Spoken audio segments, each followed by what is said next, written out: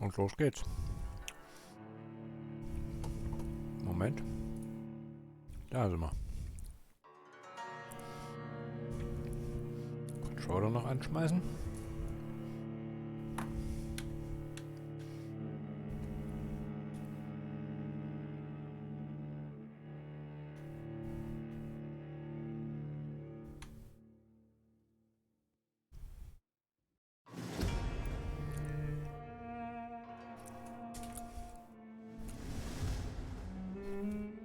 So. Sorry, wenn ich ein bisschen nasche, aber ist ja Vorweihnachtszeit. So. Jo.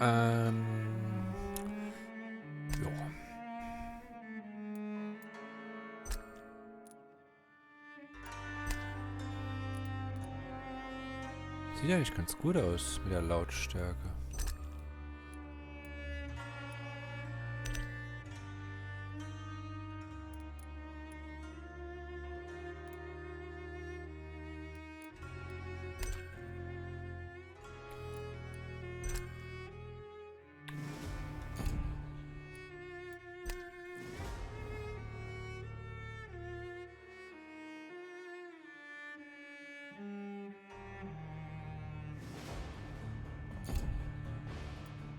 Sprache ist vielleicht noch wichtig.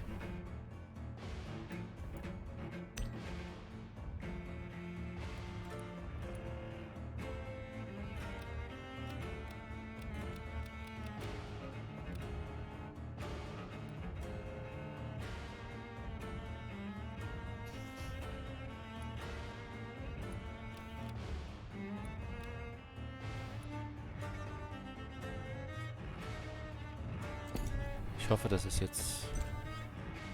Ja, Audio kann ich ja nichts einstellen. Ich hoffe nur, der Untertitel, die Sprache im Spiel ist Englisch, hoffentlich. So, Video wird schon passen.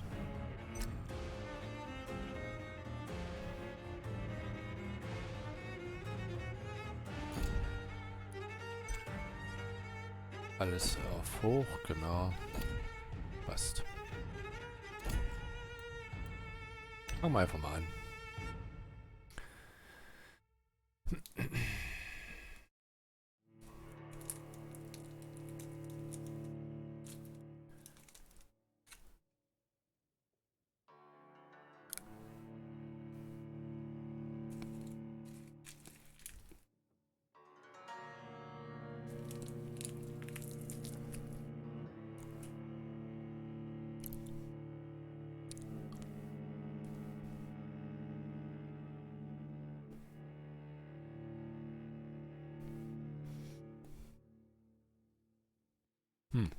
Okay.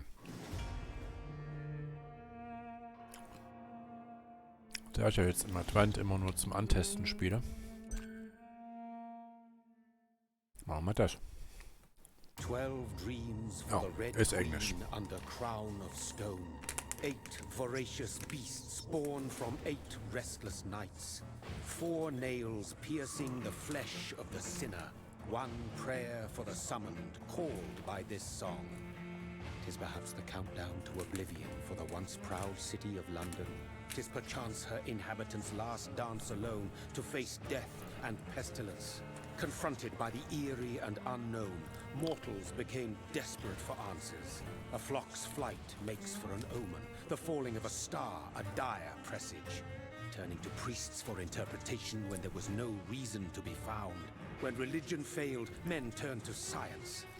I saw them build such vain cities, crafting machines made for endless war. New questions flourished as old answers withered. What is darkness but lurking sun? What is wall but enslaved stone? What is glass but tortured sand? What is song but a call to arms? What is hate but jilted love? What is life but death pending? Okay, redundantes Gelaber. Death. Since the apple was plucked from the sacred tree, mortality was believed to be God's punishment. A righteous snare to keep mankind from ascending to the stars. They were all so wrong. Death is not a wicked thing, nor some holy retribution.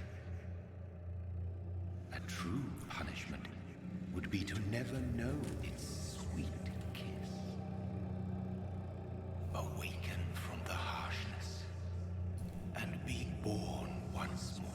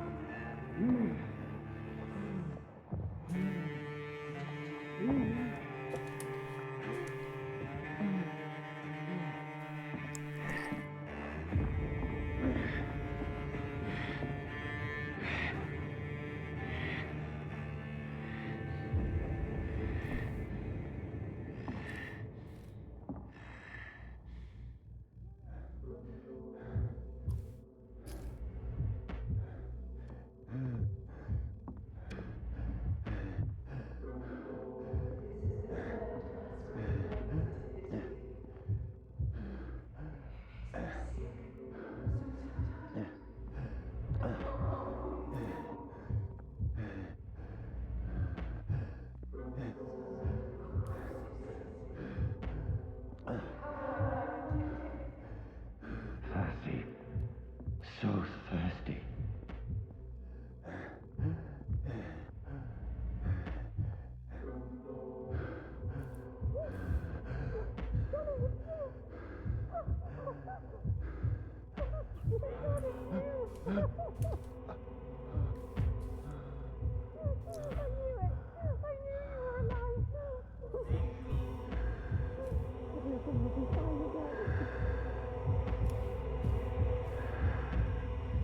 Schnapp, schnapp.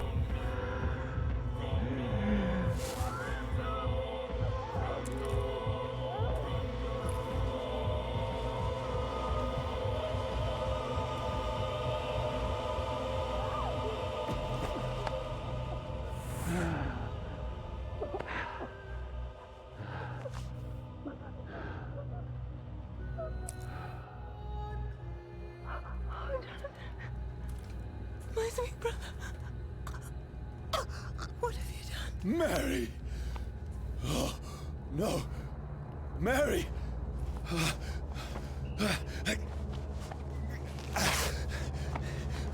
Hold on. Please, hold on. Oh, God. Oh, no.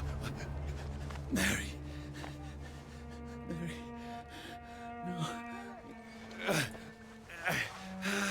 No. No.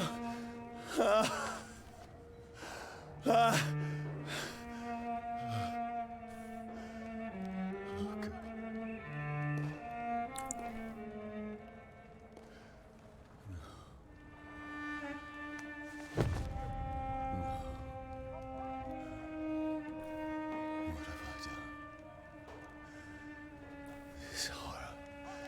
It's a nightmare.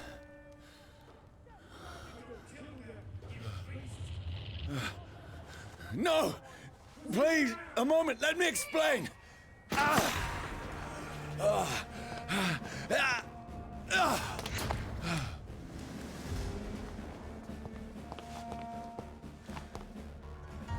These patrols are after me. No! No!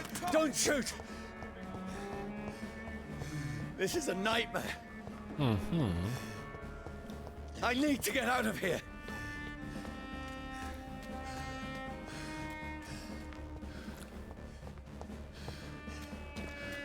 This can't be happening. No, please, stop. I mean you no harm.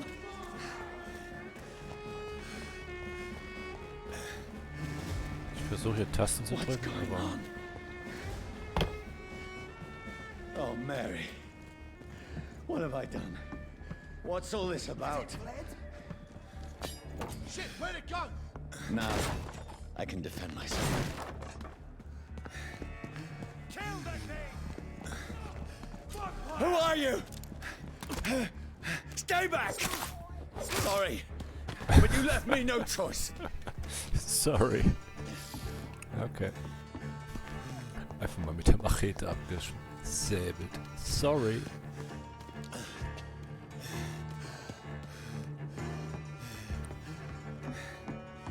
Who are you?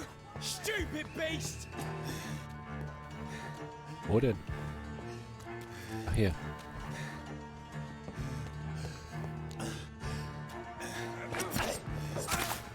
Sorry.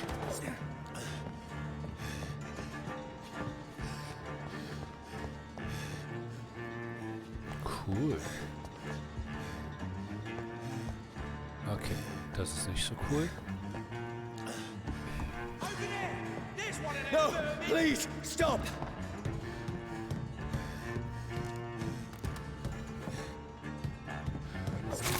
Who are you?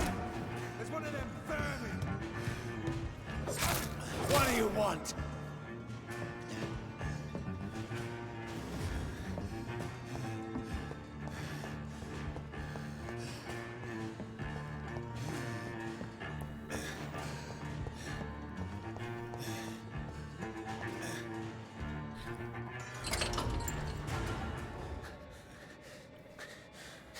I mean you no harm. I need help. Die, you fucking leech!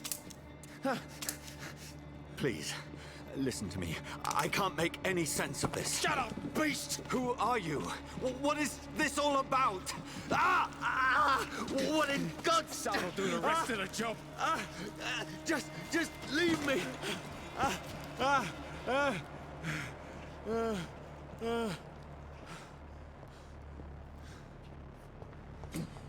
The sun. It feels like it's burning me to the bone. Gewisse Elemente wie Feuer oder Holz verursachen angesammelten Schaden, der den Höchstwert deines Gesundheitsbalken verringert. Mhm. Okay.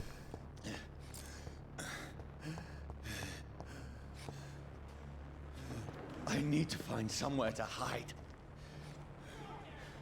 Let me go!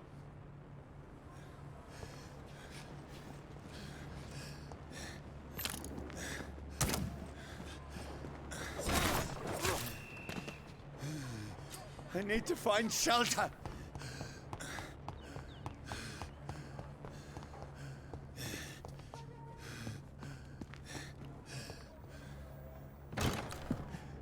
Is anybody there?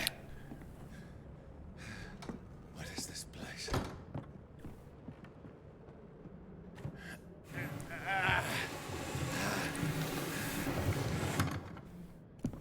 The place seems abandoned. I should be safe enough here. Klar.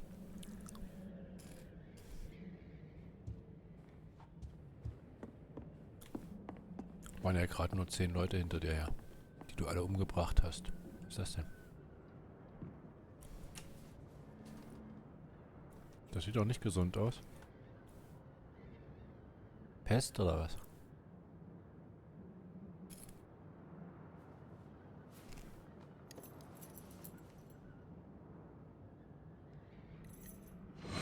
Wait.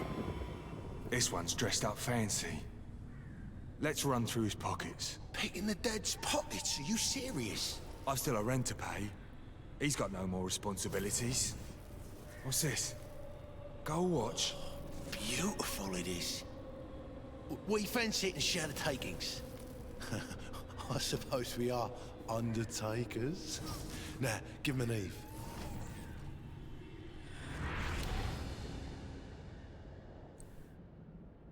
That's impossible.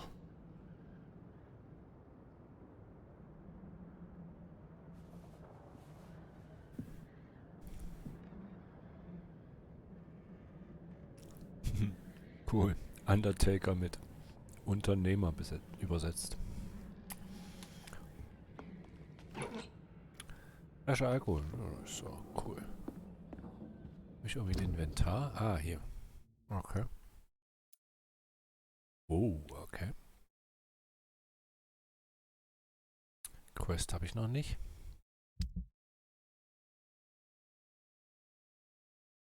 Okay. Kann man sich richtig ausrüsten? Okay, so halb ausrüsten.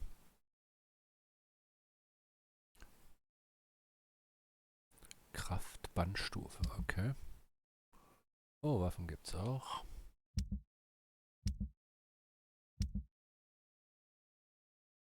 Das ist das, was ich eingesammelt habe. Okay. Questgegenstände. Oh, warte nochmal.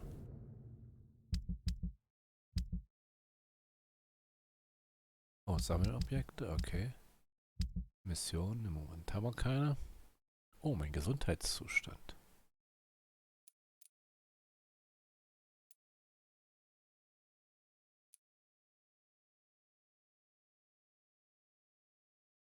%.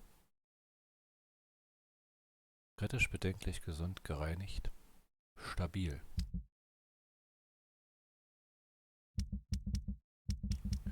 Naja, würde uns ja bald alles erklären. Sonst noch irgendwas hier? Oh, welche? Schauen wir uns mal noch ein bisschen um.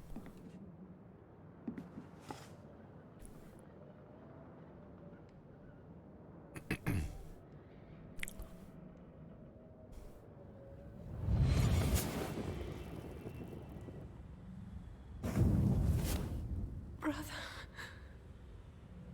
what have you done? Mary! Mary! Mary, I'm sorry. Whoever did this to us, I will find them. Mary, Mary, quite contrary. Das kann ich nicht angucken. War das jetzt mein Heim? Jetzt muss ich mal kurz gucken, wer liegt denn hier? Das ist jedenfalls nicht Mary.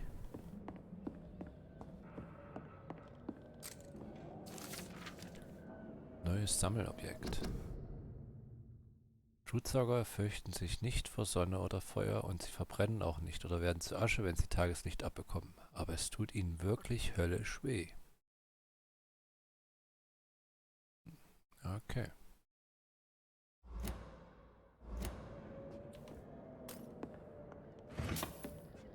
Geld. Geld ist immer gut. I had better remain here until nightfall. Eben war es dann noch ziemlich dunkel. Okay, dann gehen wir mal nach oben. Oder vielleicht ist hier irgendwo ein Sarg, in dem ich mich legen kann. So ganz klassisch. Kann ich das? Nee.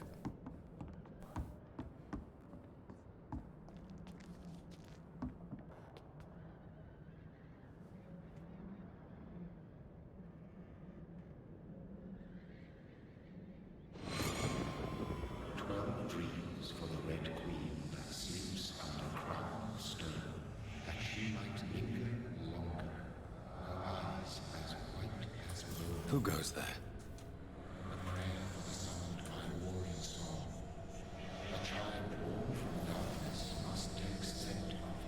Who's there?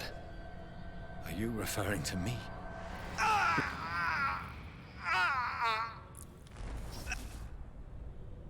No! No! I still have so much to accomplish.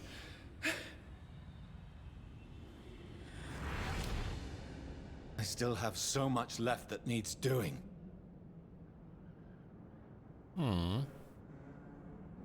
Aber da ich doch jetzt ein Vampir bin, ich weiß ja nicht, wie die Regeln sind. Aber müsste dann Mary nicht auch? Oh. Vielleicht kommt sie ja nochmal. Oh, hier liegt ja noch jemand.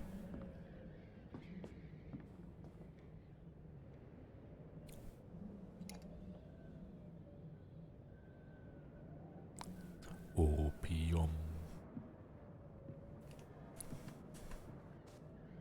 Nehme ich jetzt einfach mal an.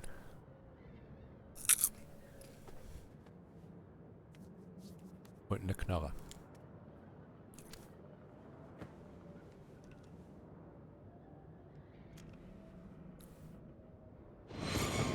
Johnny, this one's lost.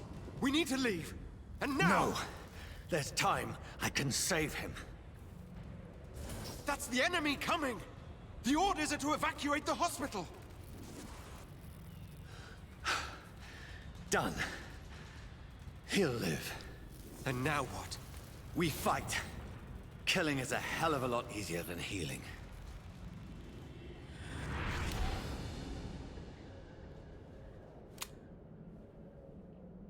No, it never got easy.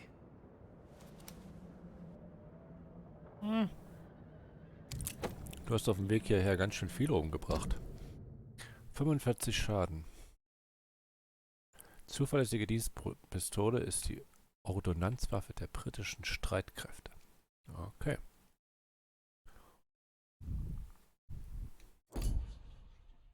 Ist doch die Frage. Nö, keine Muni. Sonst noch was hier?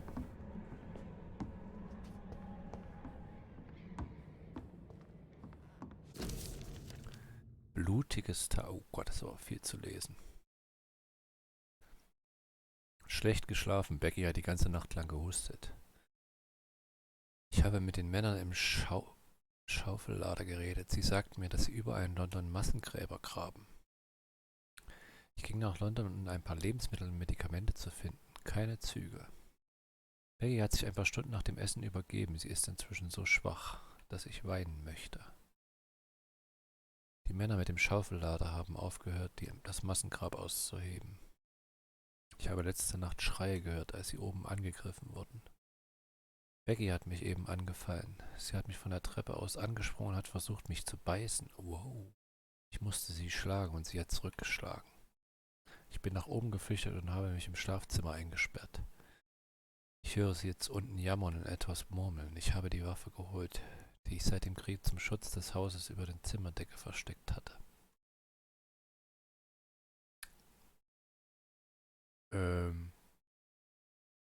Ich bin jetzt verwirrt, wie das Verhältnis zu denen ist. Habe ich jetzt hier gewohnt oder nicht? Oder wer sind die beiden? Auf jeden Fall sind sie beide tot. Oder wacht die da unten auch nochmal auf? Ich konnte überhaupt nicht schlafen. Becky hat die ganze Nacht hindurch an der Tür gekratzt. Heute Morgen war ich hungrig. Ich habe versucht runterzugehen. Becky hat in den Sessel beim Kamin gesessen. Sie hat wie ein Hund gehechelt und mich beobachtet, ohne sich zu bewegen. Nur ihre Augen sind mir durch den Raum gefolgt. Ich habe mit der Waffe auf ihr wundes Gesicht gezielt, doch sie hat nichts getan. Ich konnte nicht abdrücken. Im Haus ist still wie ein Grab. Keine Geräusche mehr. Becky ist jetzt tot. Vergib mir.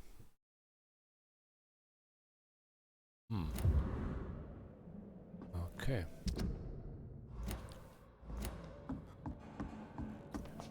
War da noch was? Ach, ich kann mich schlafen legen. Das sollte ich dann vielleicht tun, oder? Bis es Nacht wird.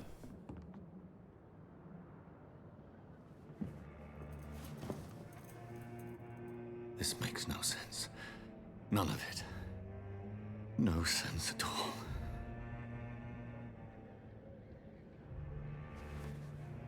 It's a nightmare. That's it.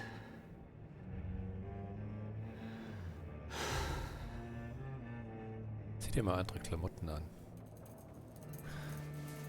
Obwohl in der Stadt fällt das wahrscheinlich gar nicht so auf. So be it.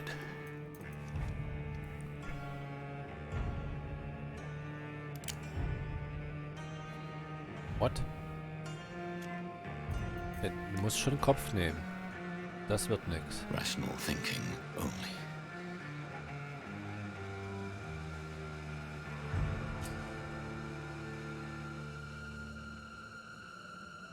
Nö.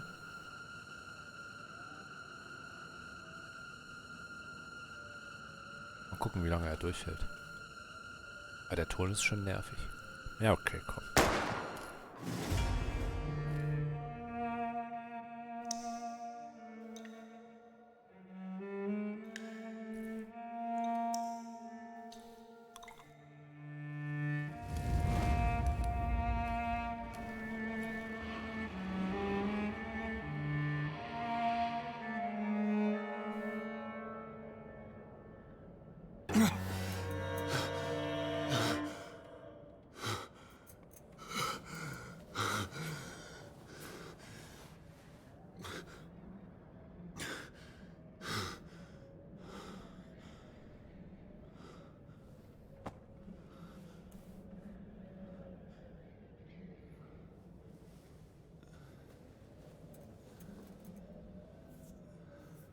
This is absolute madness. Mhm. I've lost touch with the real.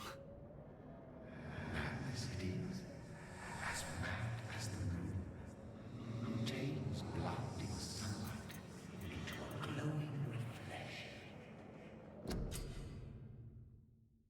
Betten im Unterschlupf ermöglichen es dir, dich zu entwickeln und auszuruhen. Sammle Erfahrungspunkte, um Stufen aufzusteigen und deine Vampirsinne zu verbessern.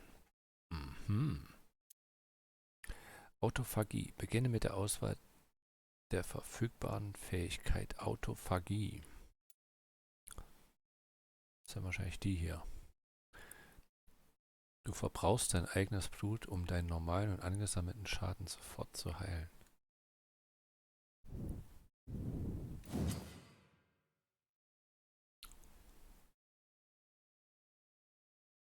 Wähle die erste Stufe der Autophagie aus und gib eine ausreichende Menge EP aus, um sie freizuschalten. Der Vampir nutzt die Kraft seines Blutes, um normalen und angesammelten Schaden zu heilen und die Regeneration seines Fleisches, seiner Nerven und seiner Knochen zu erhöhen. Mit der Zeit kann diese Vampirfähigkeit sehr mächtig werden und so manchen unvorbereiteten Vampirjäger überrumpeln. Wir glauben, dass Vampire unsterblich sind. Das ist wahr, aber wenn man ihrer unnatürlichen Regenerationsfähigkeit ein Ende setzen kann, sind sie schwächer, als man denken würde.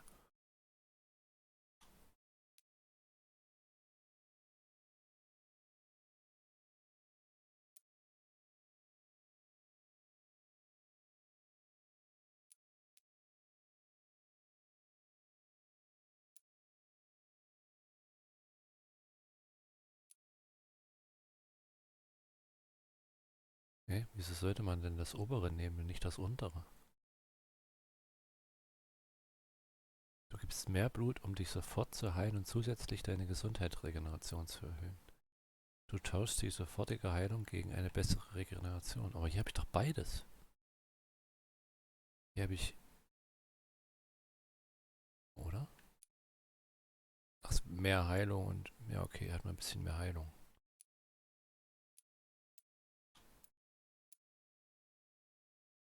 Okay. Was kostet denn der Spaß? 600 und der 1300. Kriege ich nicht beides.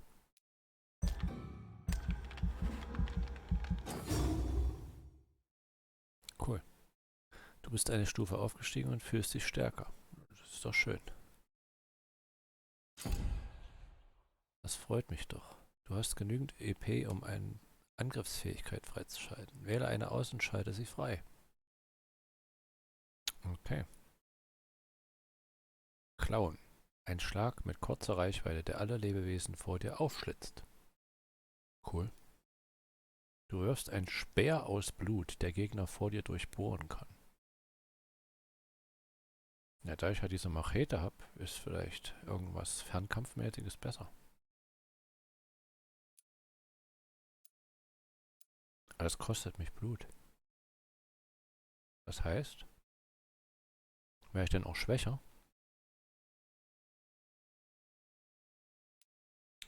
Du erzeugst eine Schattenwolke an deinen Füßen und oder denen deines Ziels. Nach einer kurzen Zeit explodiert die Wolke und verursacht schweren Schaden. 2 Meter.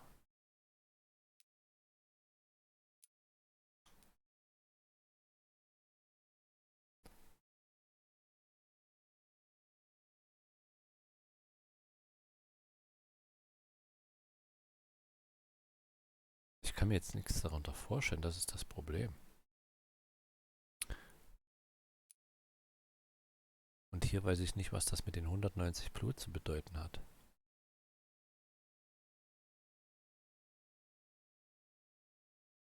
Hm.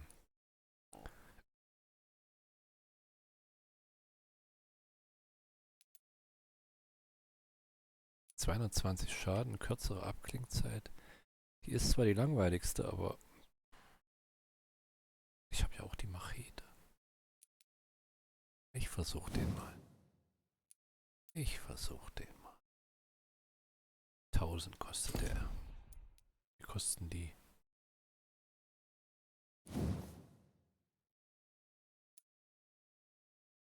Achso, ist egal, was man nimmt. Die kosten alle 1000. Okay. Ja, nehmen wir mal die. Komm.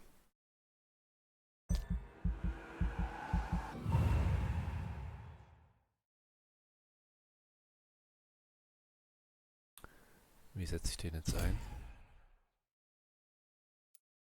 Okay.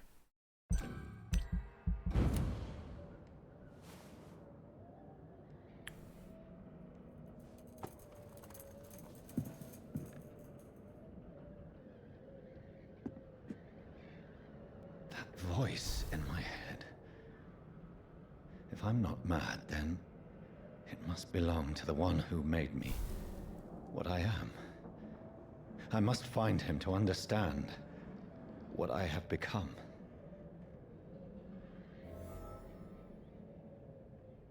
North Bank, okay. Was ist da? Jetzt habe ich da oben so einen Plutometer, der leer ist, oder?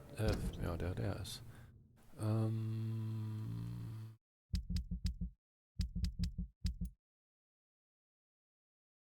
Finde heraus, welcher Vampir dich geschaffen hat und konfrontiere ihn. Ich bin jetzt in London. Ich glaube irgendwo in der Nähe der East End Docks. Ich kenne diesen Teil der Stadt nicht. Ich weiß nur eins. Irgendwer tötet die Menschen hier, ermordet sie. Du kennst den Stadtteil nicht, aber du kennst doch die Bewohner. Also die Bewohner von dem Haus hier hat er doch jetzt. Die sind doch mit mir. Ich verstehe das alles nicht. Ich weiß nur eins. Irgendwer tötet die Menschen hier, ermordet sie, schlachtet sie ab, trinkt ihr Blut. Macht sie zu dem, was er selbst ist. Ist es das, was mit mir geschehen ist? Arme Mary, meine arme Schwester. Ich muss der Blutspur folgen. Ja, dann folgen wir mal der Blutspur.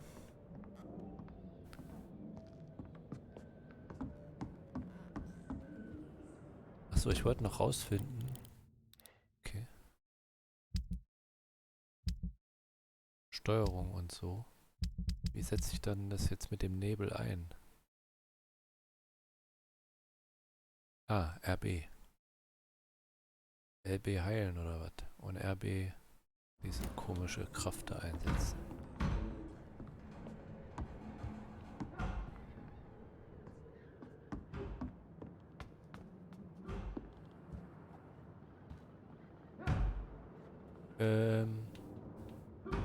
Becky ist weg.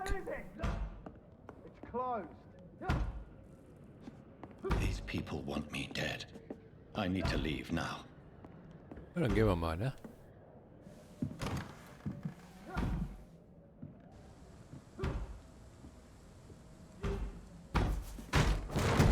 Here's the leech. Here!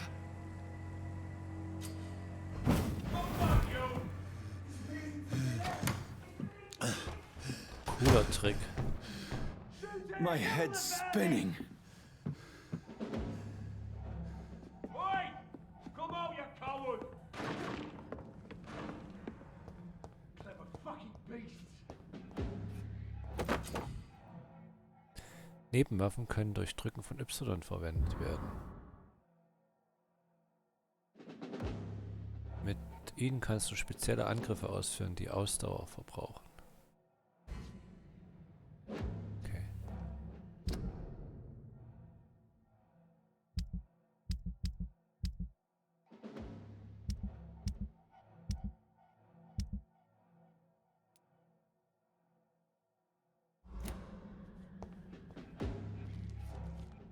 Ist das der Schlüssel für oben?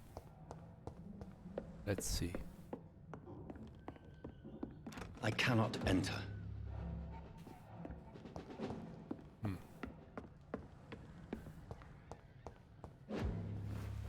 I'm still in Southwark. I must reach the West End. Go back home.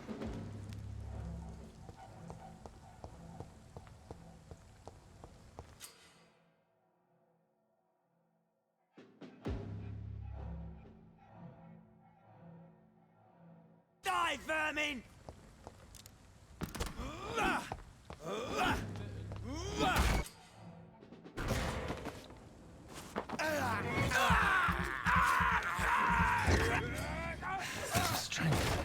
The strength I never knew I had.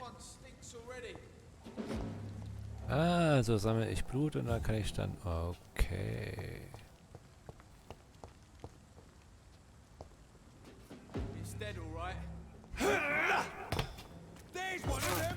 This shouldn't be possible. Every sinew, every fiber of my being is afire. Ah, okay.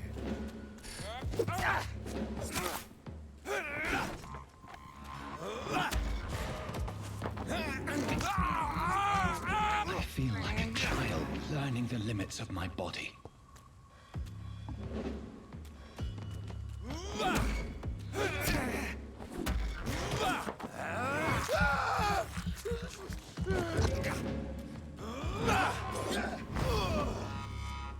My strength, my reflexes. I'm not human anymore. Das merkst du aber früh. Okay, hier kann ich aufs Schiff. Ein bisschen Kohle einsammeln.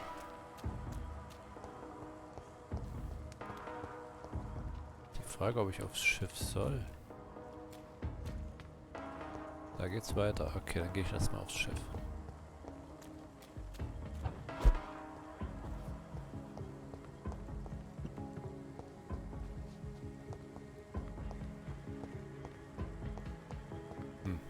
Ja, okay.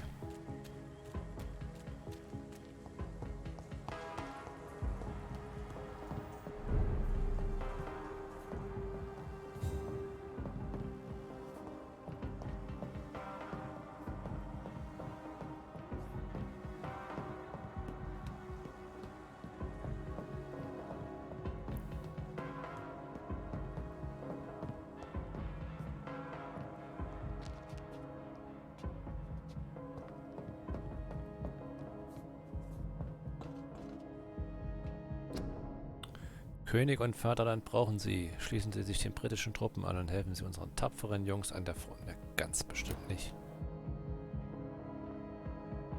Obwohl, Soldaten, die nicht umkommen können? My poor sister. If only I had controlled my need for blood. Mary, someone will pay for what happened to you. For what happened to us.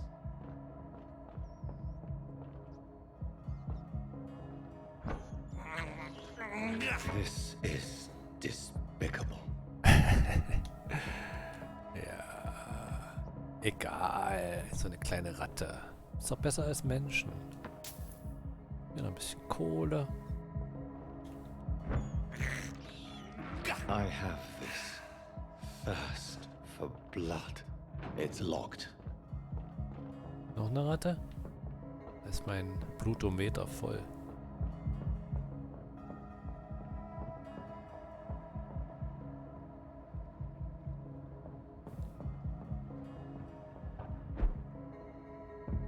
The dizziness from the jump.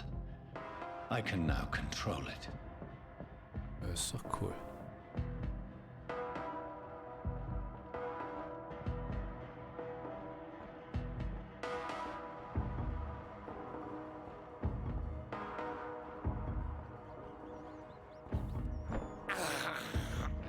This is despicable. Ach Quatsch, gewöhnst du dich dran. What will London have to say to me?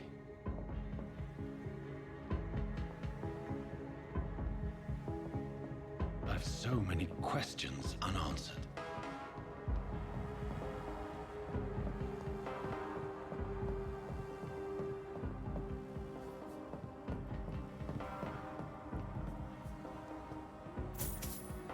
Das war da mehr als 10 Schilling. Limehouse Stock.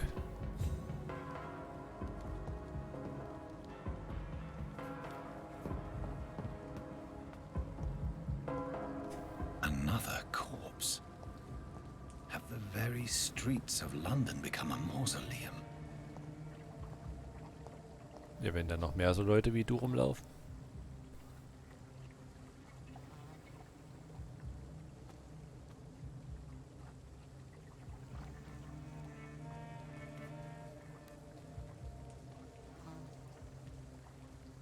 The man has been drained of all blood, but I can still smell the scent of it. I follow the scent's trail. Perhaps it will lead me to my assailant.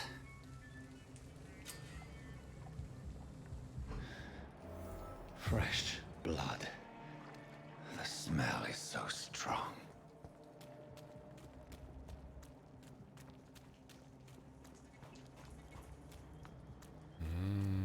Lecker Blut.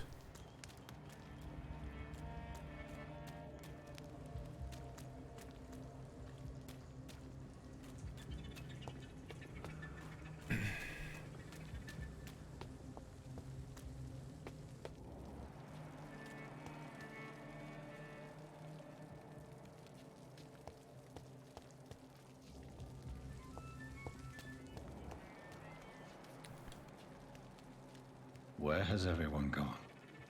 Schön, dass er da direkt so hingepackt hat.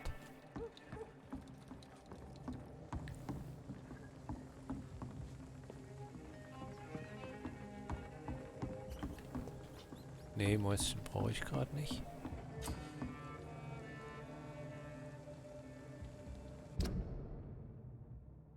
Cool.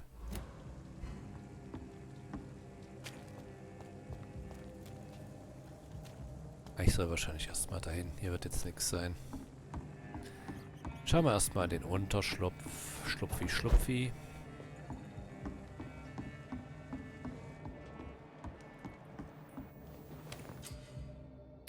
Du hast einen neuen Unterschlupf gefunden. Hier kannst du deine EP verteilen, während du dich ausruhst. Oder Gegenstände am Arbeitstisch herstellen.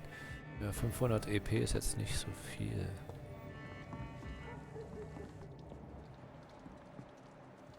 Ah, da muss ich hin. Okay. Was haben wir denn hier?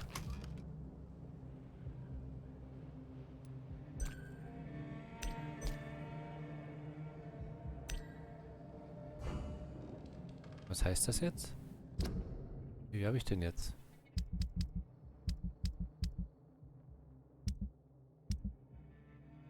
Also hier habe ich 0 von 18.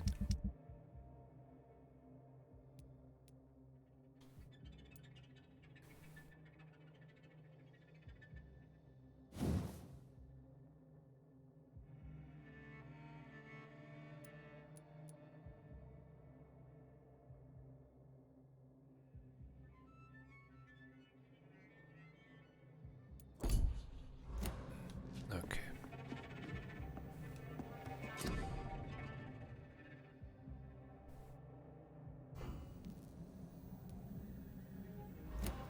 Ja, kann ich ja dann später alles machen. Was haben wir hier noch? Nix. Okay.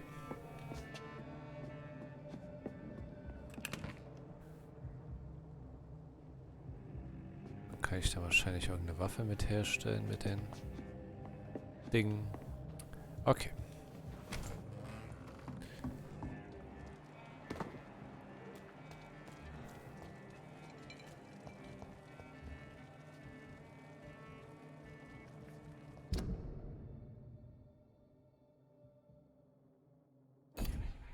Was heißt das denn jetzt? At last, a little life. Bullshit mess. No?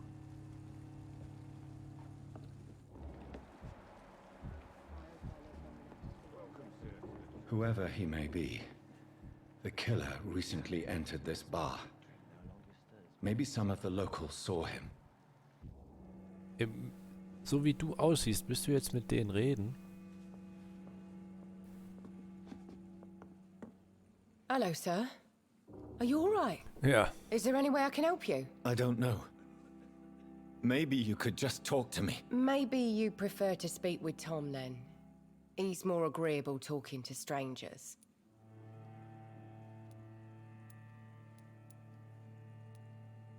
What's going on around here? Where is everyone? Too many dead, sir. First the epidemic, and now all these terrible murders. The murders. What can you say about them? Bodies found in the streets every morning. Drained of blood. It's just horrible. Some say the sewer dog is back. The sewer dog? What's that? No one knows. People have always disappeared around these parts. The ancients say it's the sewer dog coming out to feed. But now he's killing in the streets. What have you heard about the epidemic? It's a Spanish flu. Yeah. Killed so many last summer. Thought we'd seen the last of it. Dozens dying every week. Are the authorities doing anything? Nothing. There are so many quarantine zones in London now. It's gotten really hard to travel across town. I just want to talk. I didn't mean to scare you. I'm not afraid, sir. It's just I've other customers to take care of. I only see one customer. Oh. Well, yeah, of course. I mean, I best check on them. What is this place? This is Tom's bar, a turquoise turtle. I'm the barmaid here, Sabrina, if you want to know. Are you always open this late at night? No, it's only since the epidemic started. Tom thought that people may need a safe place to stay. You don't seem to have much business. Where is everybody? Well, most people are sleeping right now. And those that are awake tend to avoid going out. What with the murders and all. I'll leave then. Thank you. Ist das Tom? My God, sir, you look like Jonah's whale just spat you out of hell. Can I get you a drink? No, thank you. I'm not thirsty. Well, grab a chair and get some rest. This is going to be another long night. Why is it going to be a long night? You must be new around here. Don't you know about the murders? Do the police have any leads on a suspect? Even before the outbreak, coppers never came round here. We're on our own. People die in these parts all the time. We're on and our no own. one cares. Tell me more about these murders. Every morning for the last few weeks, bodies have been found. And those poor sods didn't die of flu.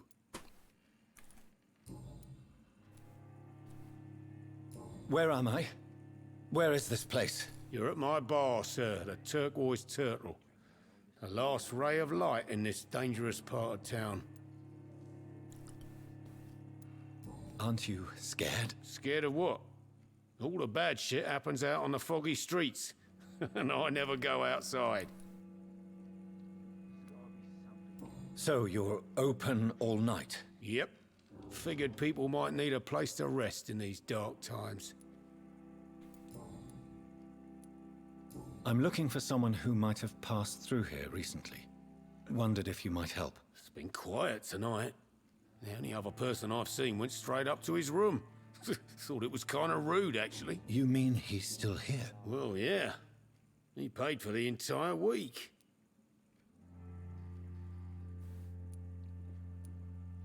How long has he been here? He rented the room a few days ago and didn't say when he'd leave. Who is this man? What does he look like? Well, like a gentleman, I guess. Well-dressed, quite polite.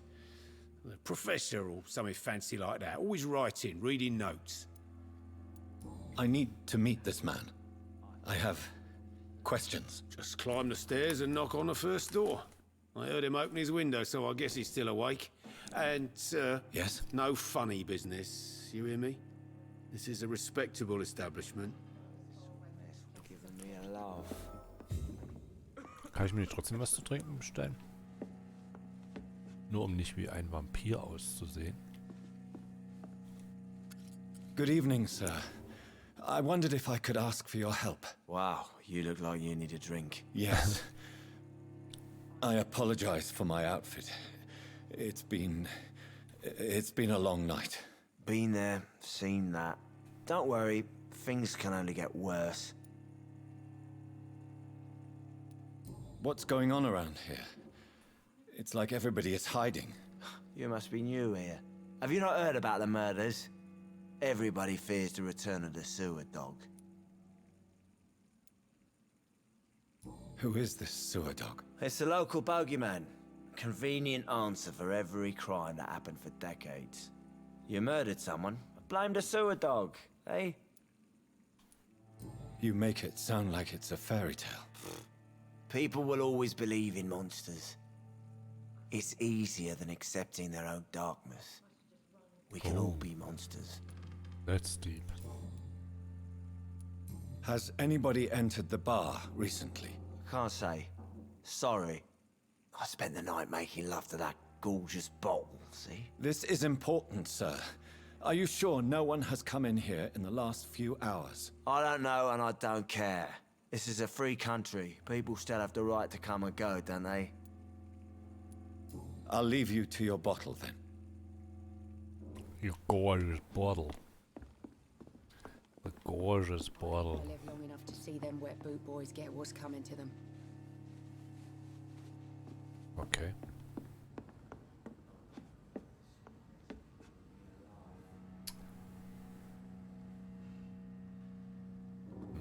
Okay.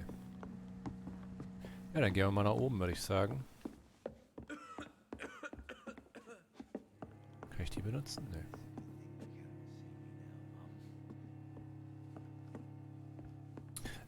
Ich gehe mal kurz was zu trinken holen.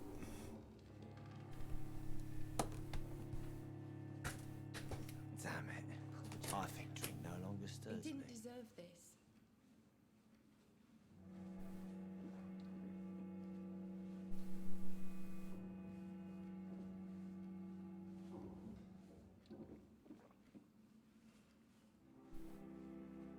There's gotta be I hope something I can live be long done to enough get see out of them this wet boot boys bullshit get what's coming mess. to them. No?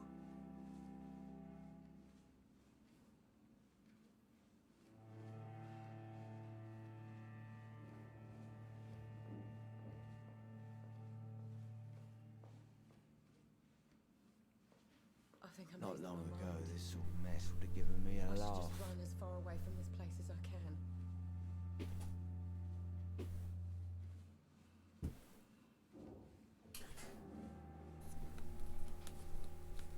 It's a good thing you cannot see me now, Mum.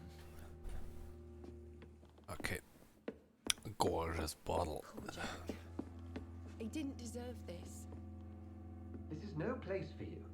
Prewen has several patrols roaming the area. They do not pursue me. But they're looking for vampires, and they're most efficient. They'll not relent until the killer has been identified. I have a common objective, but I require... I think someone is eavesdropping. Are you certain? You might as well come in, whoever you are. Slowly, vampire. Who are you? I mean you no harm. Saith the vampire. Present yourself. I need a word. Would anyone?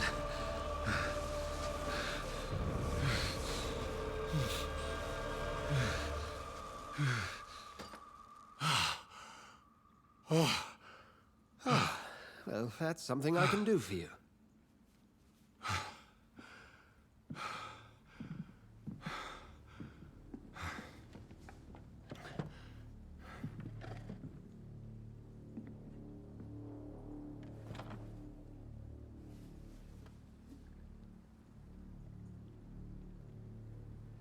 And who might you be?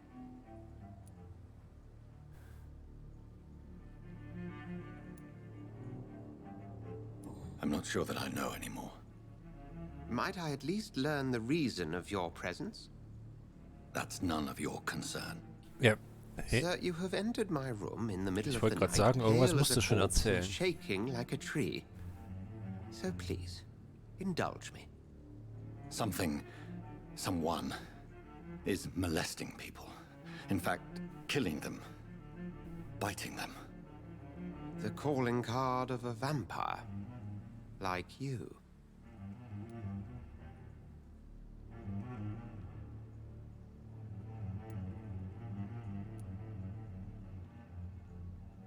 I've been hunted down in the streets and attacked.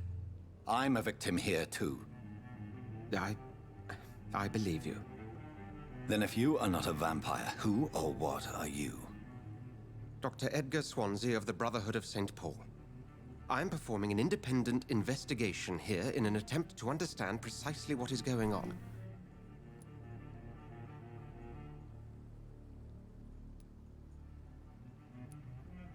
And what exactly is this Brotherhood? Sir, if the name is not familiar to you, then we shall discuss it another time. Hä? Ist doch keine Antwort. Kannst du was sagen? What have you uncovered concerning the murders? It started a few nights ago. Rumors of violent murders. The docks have always been, shall we say, somewhat unsavory. But this is different. How different? A vampire is at work here. Famished. Reckless. It must be brought to ground, and quickly. I heard another voice, that of a woman. Who were you talking to? Ridiculous. I've no idea what you're talking about. Something tells me not to trust you. Then the feeling is mutual. Kann ich verstehen. Then help me find the culprit. I may. If you'll first tell me why you opened this door. I followed a trail. The scent of blood from a recent victim. It led me here. You thought I was your aggressor. That explains a great deal. We are both chasing the same shadow.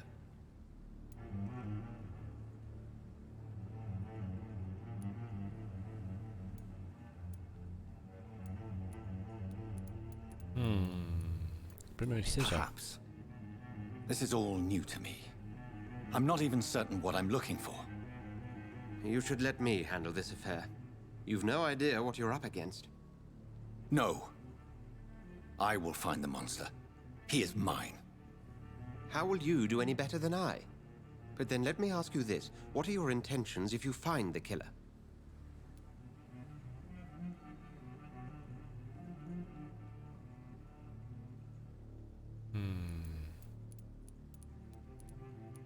Erstmal will ich eigentlich antworten. I will at last have the answers to my questions. Then I can only wish you good hunting. And pray we shall meet again. What?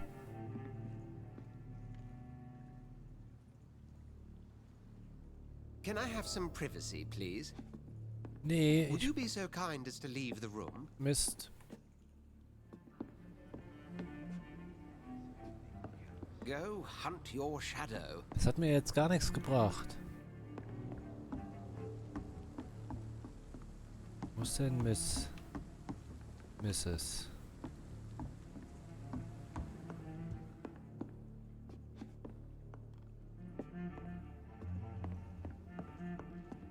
Damn it. I think drink no longer stirs me.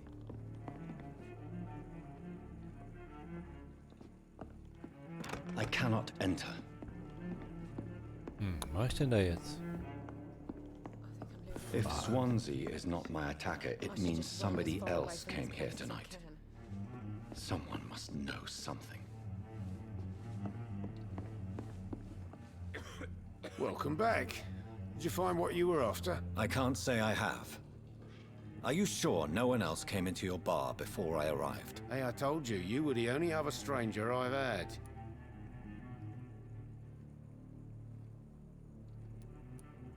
I think you're hiding something from me. I hide many things from many people, sir. That's what my job's about. Goodbye, Mr. Watts.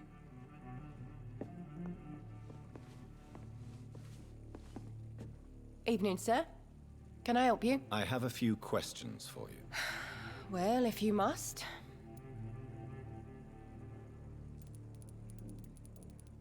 Gibt ja nur eine Möglichkeit. I spoke to Dr. Swansea. He's not the man I'm looking for. Now, I want the truth. The truth? What do you mean? I suspect that someone else was here tonight. And I don't think Tom wants to tell me about it. I'm just the barmaid here, okay? If Tom says you're the only visitor we had, then you're the only visitor we had. I can feel your fear, madam. Please, tell me what's going on. It's Will. William Bishop.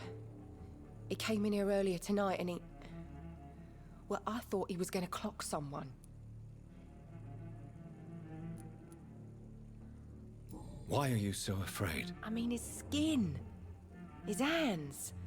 I scrubbed every glass and every chair that he touched. God, I hope it's not contagious. What happened tonight? He was dead drunk, as usual.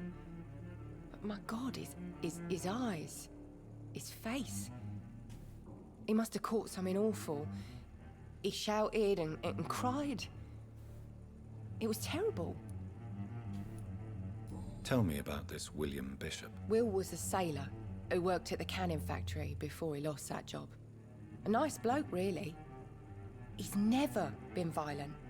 Until tonight. Why keep it a secret? Why not tell me about it? Tom's nothing if not loyal. After Will lost his job, he offered him one ear. They used to be good mates. But recently, well... Will started to get very aggressive. I see. Thank you for your candor. I'll be sure to talk to Tom. Du hast soeben einen Hinweis entdeckt. Dieser enthält eine geheime Information über einen Bürger oder über jemanden, der mit ihm in Zusammenhang steht. Tom Watts. Als Vampir benötigst du menschliches Blut, um dich zu entwickeln. Die Balken mit der Blutqualität zeigt die EP an, die du erhalten wirst, wenn du einen Bürger aussaugst. Freigeschaltete Hinweise erhöhen die Menge dieser EP.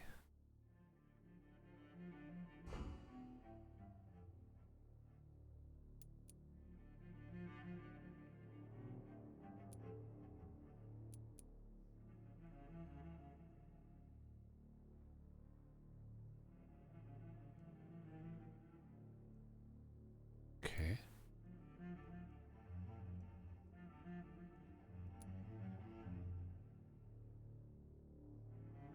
Alles klar.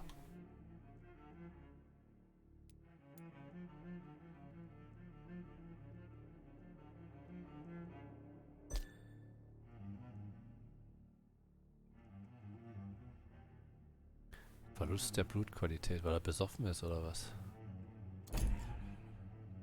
Okay.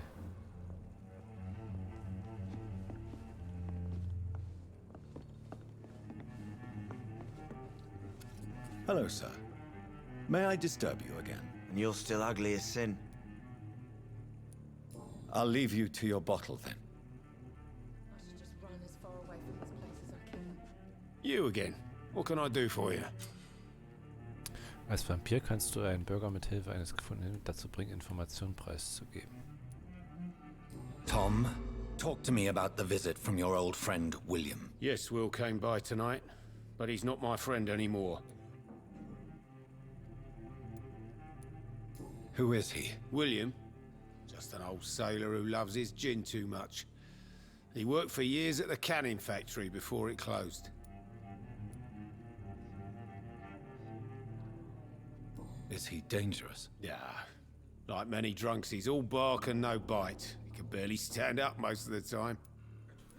How was he tonight? Was he different? Sicker than usual, perhaps. He whined and mumbled about how mean people were to him and how he'd like to talk to me outside, and then he left when I refused. Why lie to me if he is not your friend? I didn't lie. I said you were my only unannounced customer, and that's the truth. Hat er einen Punkt. I need to find him. It's a matter of urgency. Do you know where he is? You could try his boat. It's up by the North Pier. He sleeps there when he's too drunk to get home. Please describe him to me. What'd you expect? He's a tall, sick bastard with a bad rash and torn old clothes. William used to be strong. Now he's a mess. Thank you, Tom. If you see him, tell him I don't want him back here unless he cleans up his act, okay? Okay.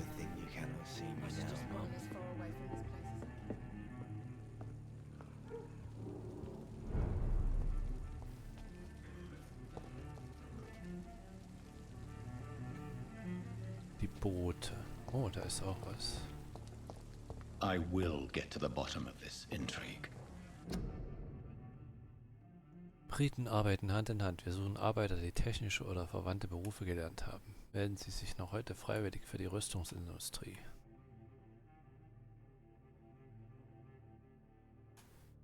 An die Fließbänder und versorgt die Front. War die... Ich dachte, die What's been done to me? To this city? Ich dachte, die spanische Grippe wäre nach dem Krieg gewesen.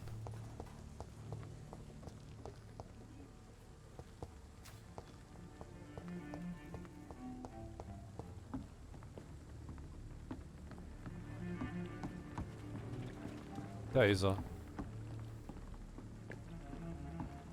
I see him.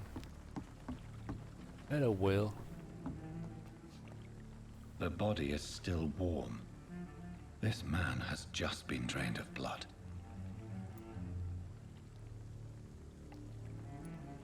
What's this? Some sort of note.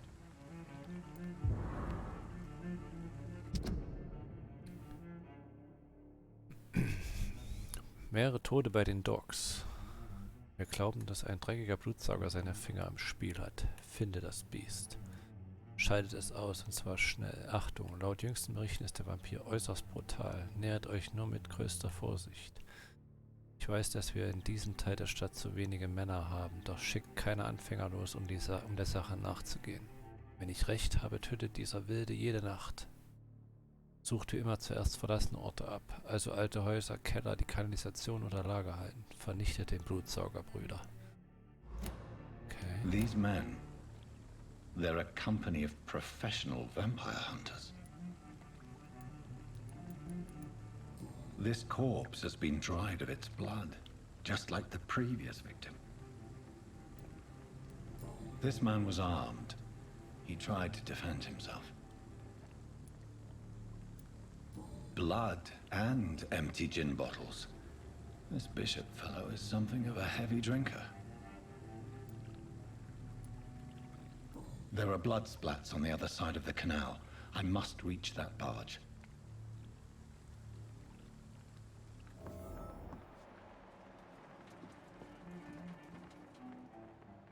Die Spuren führen doch weg. Ah ja.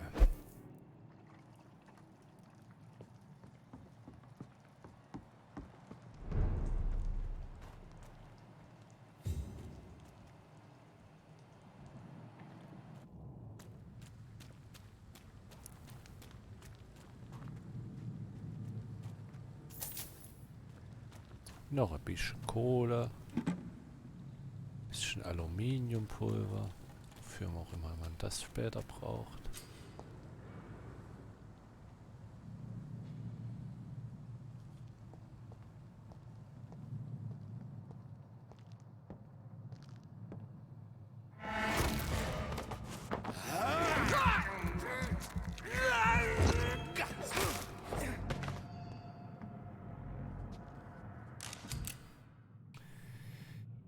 Oh. Ich habe Muni. Rüste deine Schusswaffe aus und drücke Y, um sie einzusetzen. Und sowohl normalen als auch Schockschaden zu verursachen. Beachte, dass deine Munition begrenzt ist. Ammunition crate. Good. I may need a lot of bullets. I feel like I'm back on the front line again.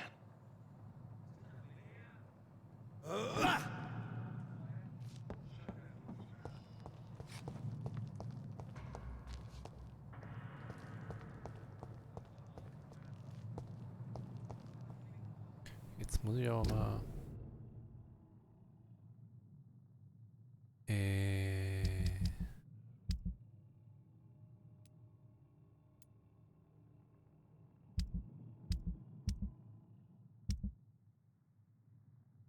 Okay, wie setze ich denn die Waffe jetzt ein?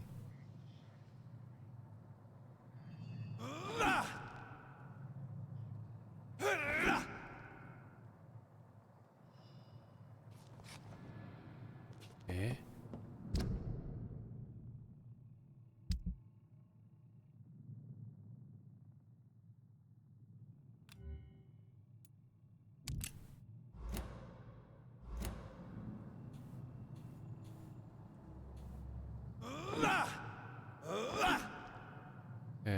mache ich das denn?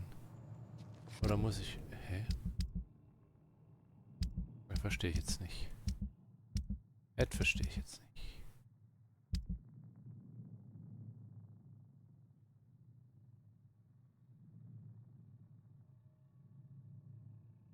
Ich habe den jetzt in der zweiten Hand. Wie wechsle ich denn jetzt zu ihm?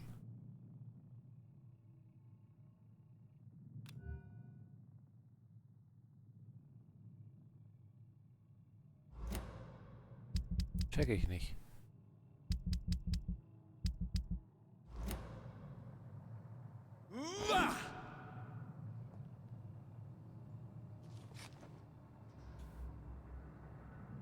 Ich kann auch oben nichts auswählen.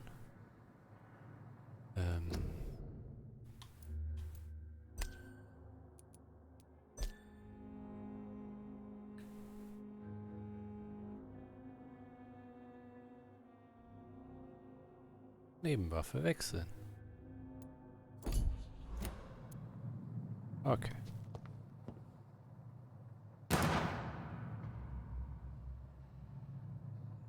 Cool.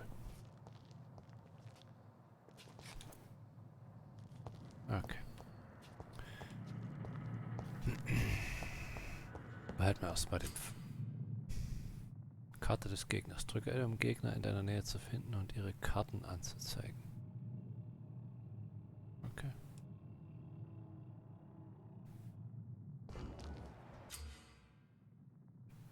Manche Gegner können gewissen Schadensarten besser widerstehen. Es gibt 4 Arten von Widerständen. Physisch, Nahkampf, Fernkampf, Blut und Schatten. Orange weist auf eine mittlere Widerstandsfähigkeit, Rot hingegen auf eine hohe. Also er hat eine hohe gegen Pistolen. Also lasse ich das lieber direkt sein.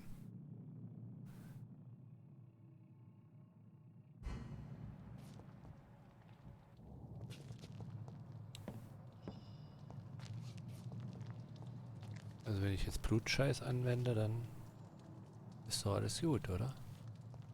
Müsste ich nur wieder wissen, wie...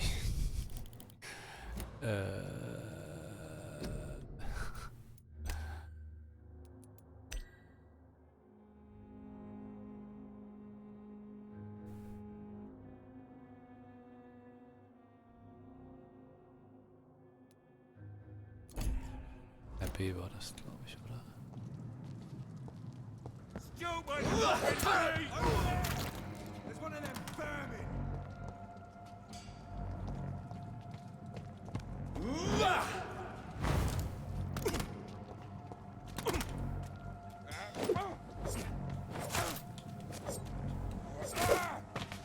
Hey, das klappte noch gar nicht hier.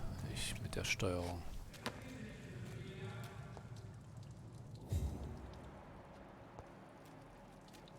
Das klappt ja noch gar nicht. Aber den hier Blut sehe ich nicht. Das ist ja ein bisschen seltsam.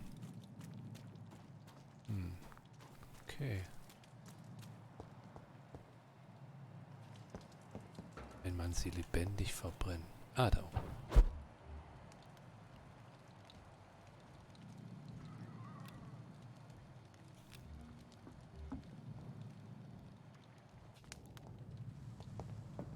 This nest of them cleaned out.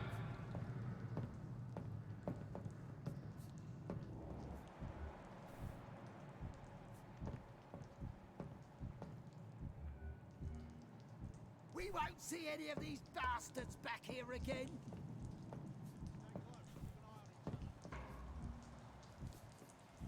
Kann ich jetzt nicht? Ach Gott, Steuerung.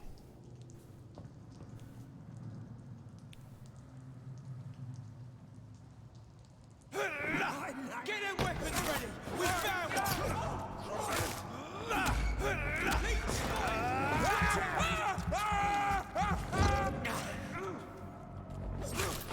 Watch it! It's a killer!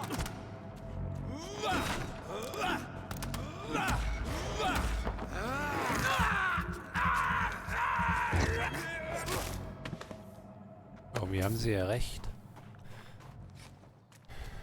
Irgendwie haben sie ja recht. Vor allen Dingen übe ich hier noch Steuerung. Munition.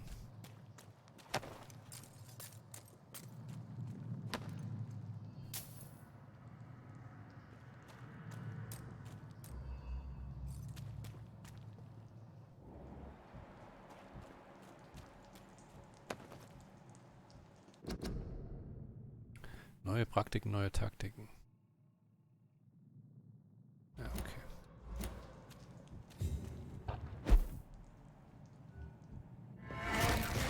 Over there!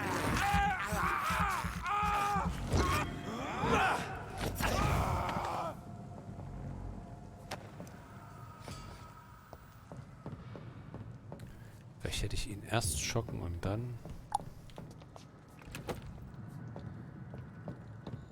Oh. Was haben wir denn da? Was ist denn eine abgenutzte Lapura?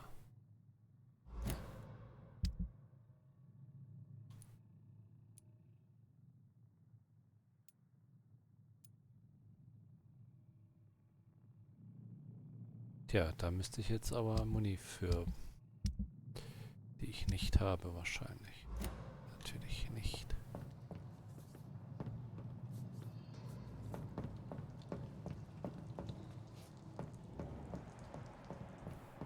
Da ist noch jemand. Wie komme ich denn an den ran?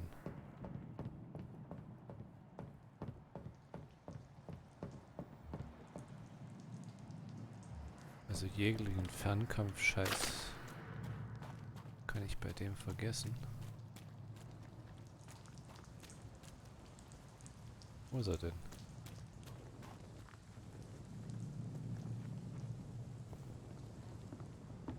There's one of them!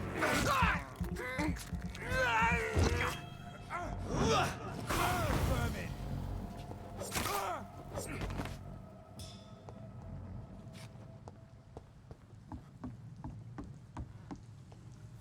Hab ich den eigentlich jetzt?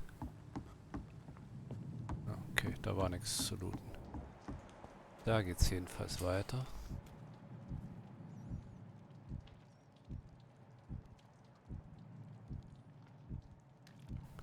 Da ist ein Unterschlupf, ja, das sehe ich. Den sehe ich auch so, weil da steht ja auch Keep Out.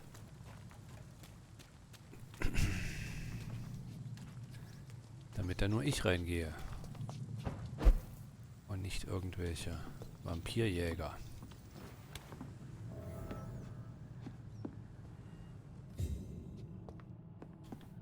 Cool. Kohle. Die ich bis jetzt noch gar nicht gebraucht habe.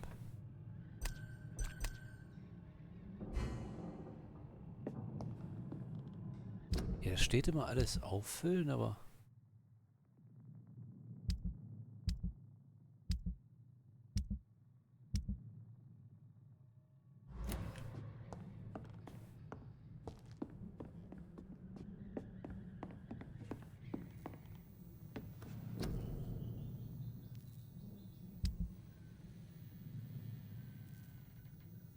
Kann ich auch Munition herstellen? Nee.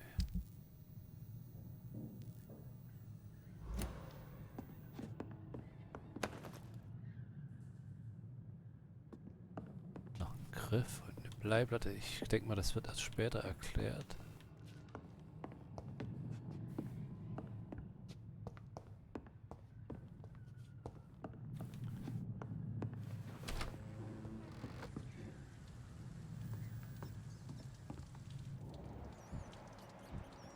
So, würde mal sagen, gehen wir mal weiter.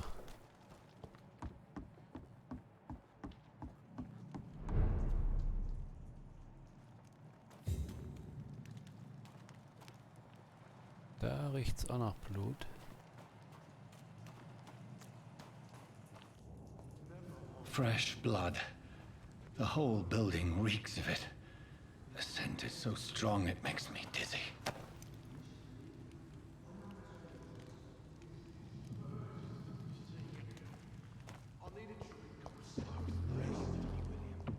As one, we shall overcome this.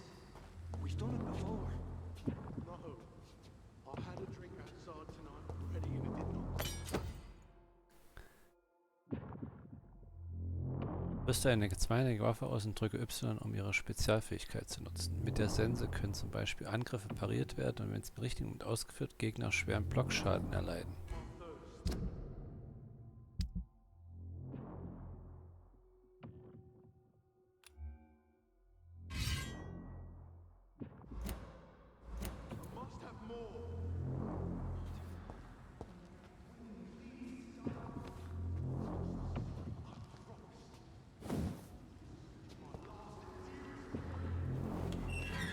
This place reeks of bloodshed. I can't feel it.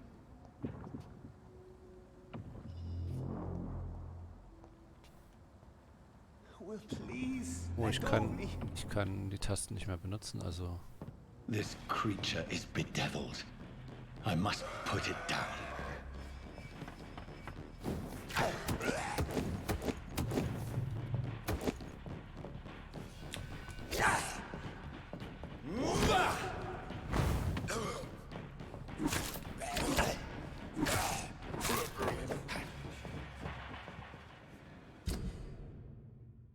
Okay. Du kannst deine Waffe mit einer erforderlichen Bestandteil auf eine neue Stufe aufwerten. Sie verursacht mehr Schaden und erhältst außerdem Zugang zu Plätzen für Modifizierung.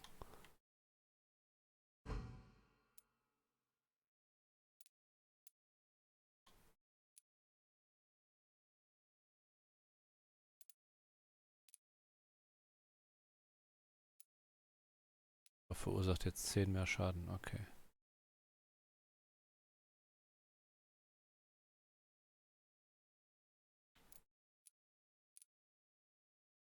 Achso, muss ich wieder in den Unterstupf zurück. Okay.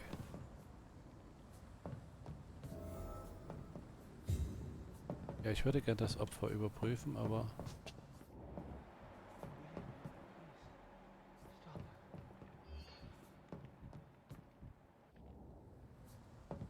Ach hier, das ist das Opfer. William was an honorable man. I could have saved him. Mr. Hampton, are you in there? I knew him well, another lost soul, a kindred spirit. Sir, listen to the sound of my voice. I'm a doctor. You're suffering from shock. I must return to my flock. They'll stray without me.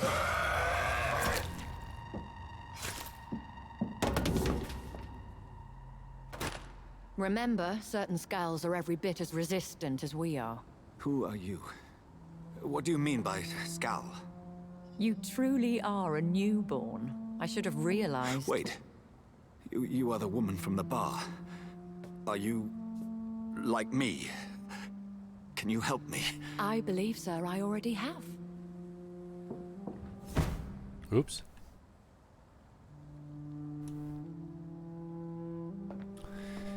Und weg ist er wieder.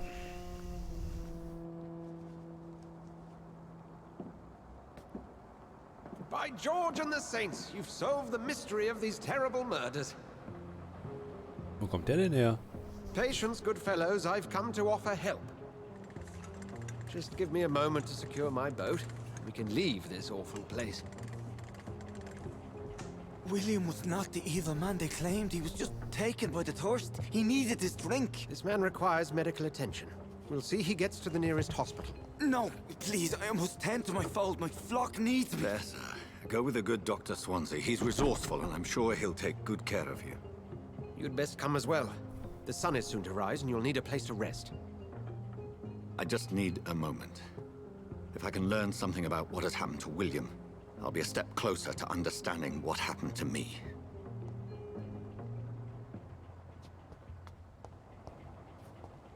This poor creature can't be my maker. Was mache ich damit? Could it be some subspecies of vampire? I must find a place to analyze the blood.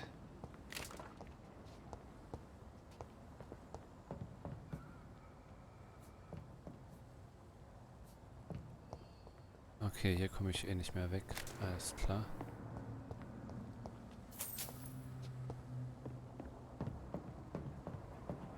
Dann geht's hier weiter.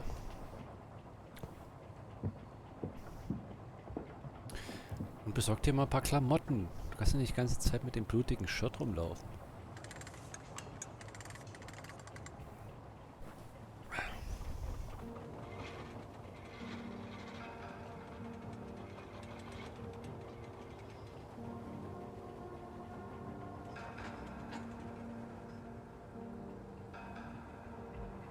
Where are we headed?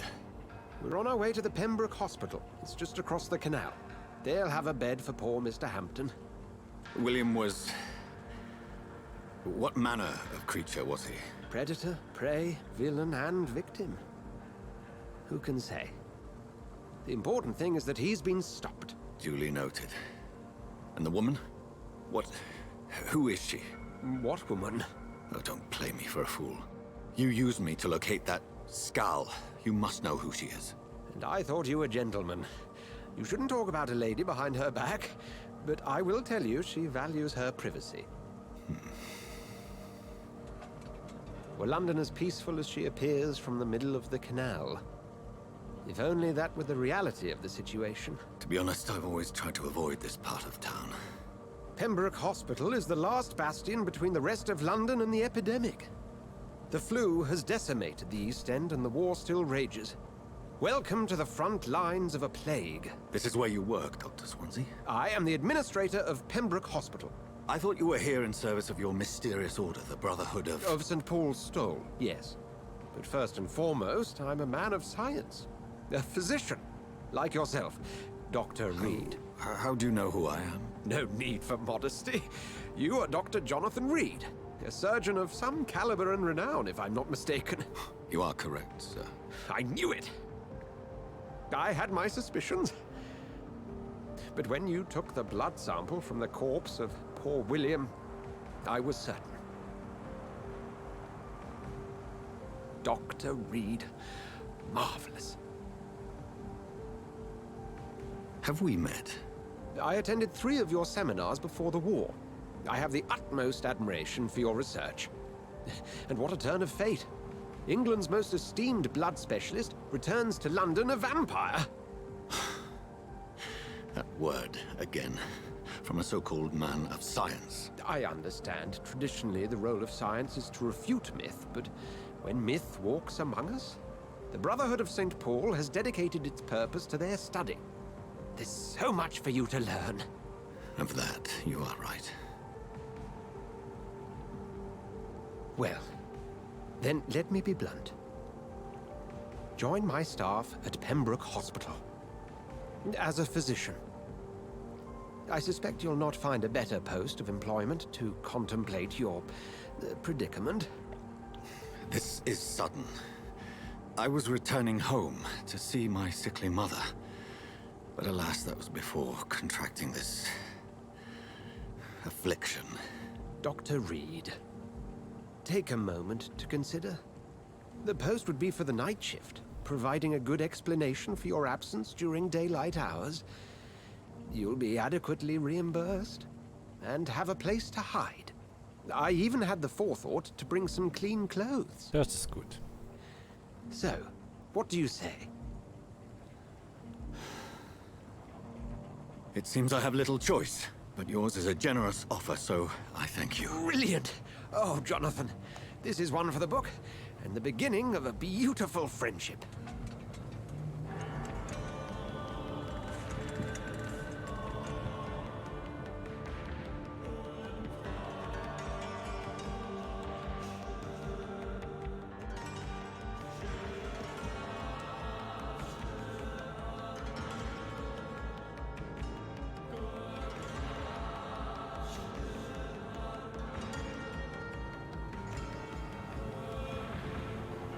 Dr. Swansea, thank goodness. I was beginning to be concerned. Worry no more, Nurse Crane, for I bring good news. Oh, Doctor, what a night. We lost 2 more patients. Nurse Scow said she couldn't take it anymore and resigned. Yes, well, I'll make a new rota in the morning. In the meantime, find a good bed for Mr. Hampton. Be sure to pay attention to his needs. Of course, Doctor. Oh, and Dorothy? Yes, Doctor? Dr. Reed here has just returned from the front. He served King and Country and will be joining us here at Pembroke. We're very lucky to have gained a surgeon of his talent, and one so experienced in blood transfusions. That is good news indeed, Doctor. Oh, yes.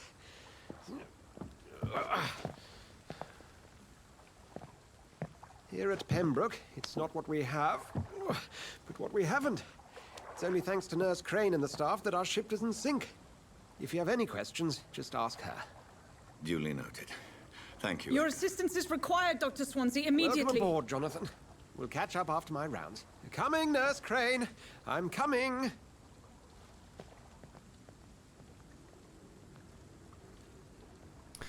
Okay.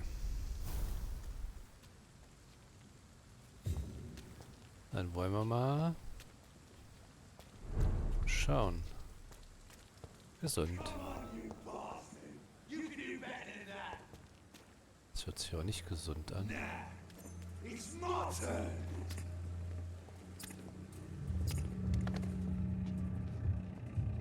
Rotten or pristine, each heart contains the seeds of life. Drink at this river, try it all.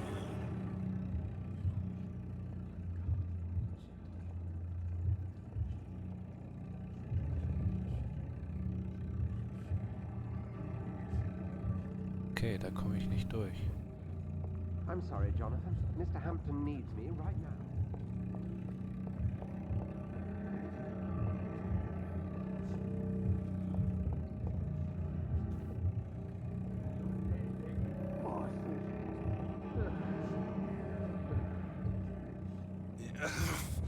Oh, come on, you bastard! I won't bite. Sir, please. You've lost too much blood. Calm yourself. You think I didn't notice? Stop your staring and get me to an hospital, you arse!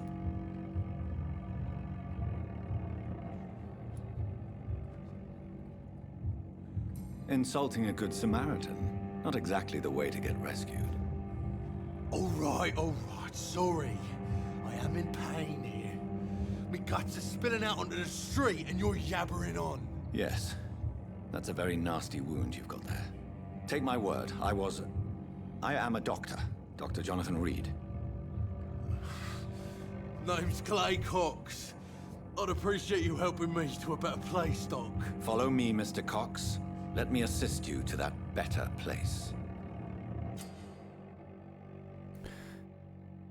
Die Blutqualität deutet an, wie viel EP du von einem bestimmten Berger. Je höher die Blut... Das, ja. Okay.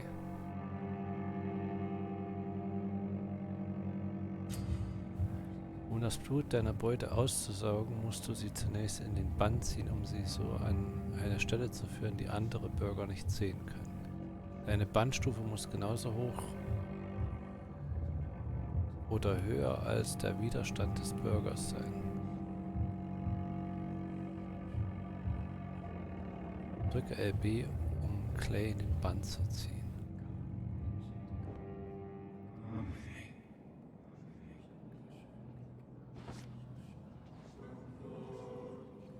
Bring this fading light into the shadows.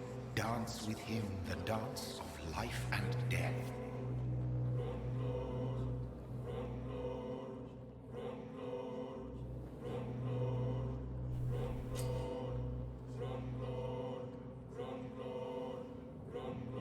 Drücke A und wähle, ob du Clay Cox entweder aussaugen oder loslassen möchtest.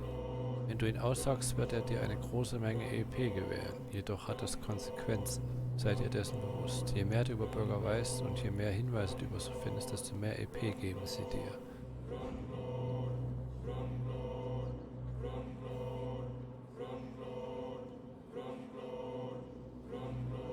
No more. Not tonight. Not like this. I will not take another life.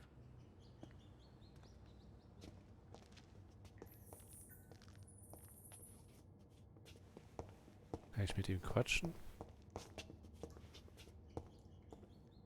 Whoa, I feel giddy. What happened? Did I black out?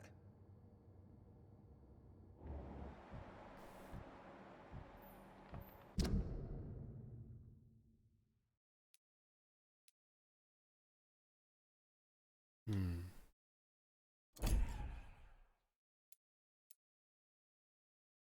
Oh, sehr gute Qualität.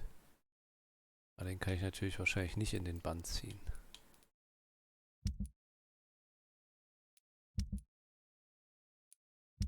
Ach, okay. Achso, okay, für jeden Bezirk hast du hier... Ah, okay, alles klar.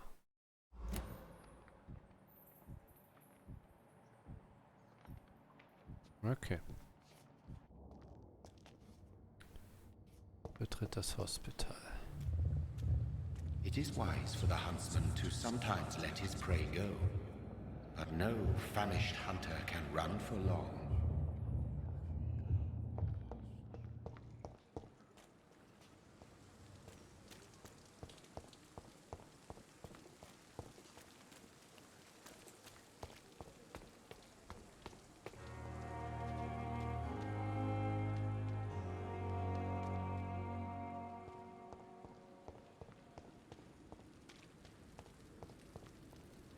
Doctor, where have you been?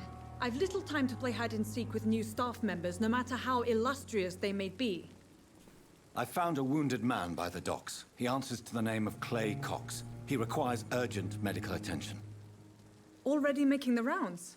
That's the Pembroke spirit. I'll ask our porter, Milton, to bring him back immediately. Thank you, nurse. What can I do for you? Dr. Swansea insisted we provide you a quiet office. You'll find it on the second floor with your name on the door. Thank you. Nurse Crane, isn't it? Yes, Dorothy Crane. Welcome to Pembroke Hospital, Dr. Reed. Your office has been prepared. Oh, sehr gute Qualität. I would like to ask a few questions first. And Mr. Hampton, the patient we brought in, how does he fare? I gave him a sedative to help him sleep. Poor thing was in quite a state of shock.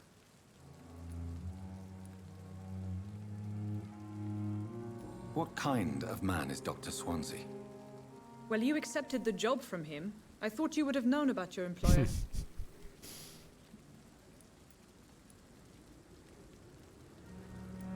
It's right to assume Dr. Swansea knows far more about me than I do about him. You'll get to know him soon enough, and better than me. The administrator has better things to do than mix with us. Apologies, I've only just met him the once. This is sudden. I've only just returned to England. Dr. Swansea is a brilliant surgeon and the most compassionate physician. Ja, das muss ja reichen. If you could point me in the direction of my room again, nurse. Second floor of the hospital, left after the stairs. It's the last vacant office at the end of the corridor. Thank you, Nurse Crane. Wollen wir mal. Good evening, sir. I'm Dr. Jonathan Reed. I'm new here. I've already heard about you, Dr. Reed. I'm Milton Hooks, the ambulance driver for this shithole of a hospital. That's quite a blunt introduction, Mr. Hooks. You can call me Milton. I like to speak my mind, Dr. Reed. Perk of the job. Don't judge me, and I won't judge you. I'm not sure I understand what you're talking about. Well, I'm no doctor, but I'm pretty sure a gun can't be used as a surgical instrument. You have a keen eye. I learned to shoot during the war, and have carried one ever since. Old habits die hard. No need to explain, Dr. Reed. And if you ever need a better gun, remember, I may have something for you. Das hört sich doch gut an. So what do you do exactly in this hospital? Apart from smuggling guns, I mean. I've been an ambulance driver since... too long, I guess. I bring sick people here night and day. It's a dirty job, but I get it done. Most of the time. Since you're on the front line, how is the sanitary situation in this vicinity? It's a complete disaster. It's even getting dangerous to enter some streets or buildings. Even the locals attack you. It sounds like things have been a bit rough recently. What's happened? Yesterday I got attacked by the patient I was bringing here. I escaped through the hospital's garden. but I lost my wallet when I was running. You left an infected patient outside the hospital. That's incredibly dangerous. Go there yourself if you want, but be careful, Doctor. I'd rather not bring your dead body back. Ja, ich nicht. Okay, neue Untersuchung, cool. How is the situation around here? You want to hear the situation is all right? It's fucking awful. We lack everything, and it's getting worse every day. Der ist mir schon mal sympathisch. Are you really smuggling weapons through the hospital? And why not? I've already been attacked by patients, you know. And by gang members willing to steal my money. But you're not defending yourself. You're selling guns to civilians. You keep people alive your own way, Doctor. I offer them another way to protect their health.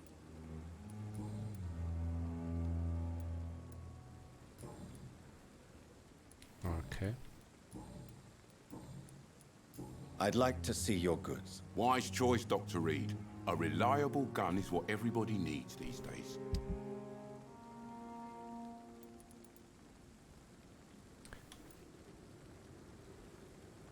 Ich brauche eher Munition. Ja, hier, sowas brauche ich doch.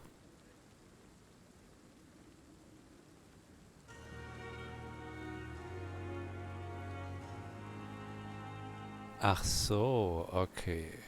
Also wenn ich mehr habe, als ich tragen kann, dann wird das in diesen Kisten gelagert. Alles klar.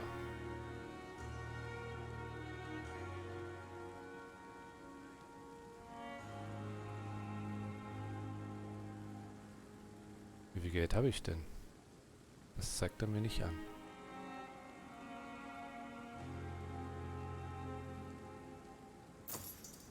Oh, 20. Ja, toll. Egal.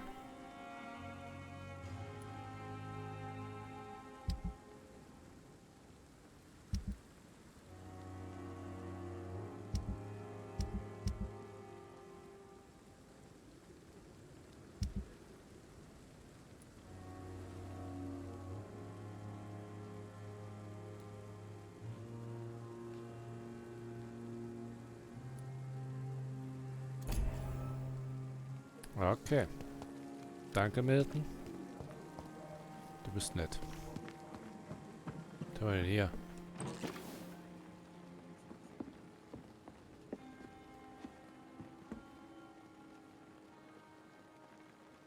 Schön mit Maske, das ist gut.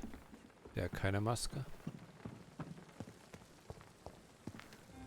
Ja, gehen wir mal hoch, würde ich sagen.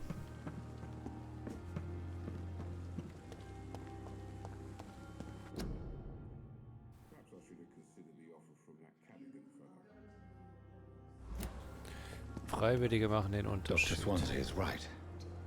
This place seems perfect to conduct my research.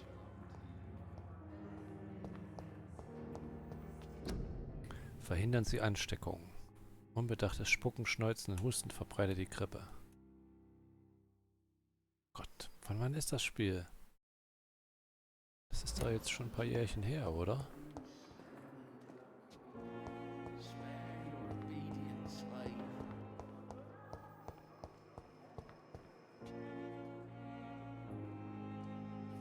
Also erstmal erster Stock hier. Er hat ja gesagt Second Floor. Oder?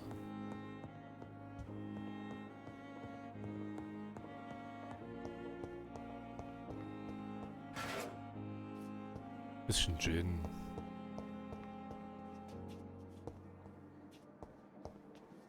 Dr. Reed. Oh, das ist sogar schon ein Schild. Alter. Da ging aber schnell. This must be the place. It's definitely away from prying eyes. Relegated to the shadows. A kingdom of my own. At least I won't be sleeping in a coffin. Hey, den Gag habe ich schon gemacht. Okay. Was haben wir denn hier? Dr. Swanseas Nachricht. Verehrter Jonathan, Schwester Dorothy hat auf deine Anweisung hin ein Büro für sie im ersten Stock eingerichtet. Bitte entschuldigen Sie die dürftige Ausstattung, doch das Pembroke Hospital ist keineswegs das Ritz. Es tut mir auch leid, dass Sie das Büro alleine suchen müssen. Ich muss noch etwas schlafen, bevor ich weiterarbeite. Ich bin eben nur ein Sterblicher. Ich habe zusätzlich verordnet, man solle sie etwas ausruhen lassen und niemals ihren Raum betreten. Sie können ohne Störung tagsüber schlafen und ohne Verdacht zu erwecken nachts arbeiten. Ich denke, ich soll... Egal.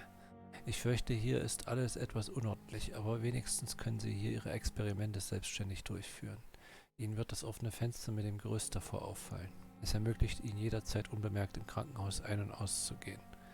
Ich kann mir kaum vorstellen, wie fürchterlich neu und verstörend das alles für Sie sein muss. Glauben Sie mir, ich habe genug über Ihre Spezies geforscht, um zu verstehen, was Sie nun durchmachen und fühlen müssen. Ich werde alles in meiner Macht Stehende tun, um Sie bei dieser Prüfung zu unterstützen. Seien Sie versichert, dass Sie mit all dem nicht allein dastehen. Ich bin froh, dass Sie in dieser finsteren Zeit getroffen zu haben. Unsere künftige Zusammenarbeit wird sicherlich bedeutende Früchte tragen. Willkommen in Pembroke, geschätzter Kollege. Wir sollten uns bald unterhalten. Ich habe Ihnen einige Notizen über meine Entdeckungen über Econ dagelassen. Sie können sie lesen, wenn Sie eine Orientierungshilfe brauchen. Verwenden Sie dieses Wissen aber nicht, um mich zu übervorteilen. Okay.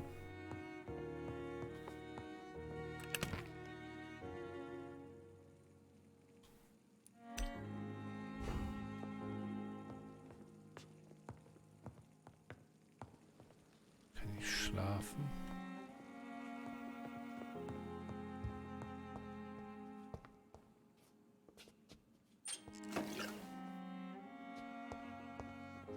The flower's dying. It needs water. Ja, dann gib mir da welches. Habe ich hier irgendwo Wasser?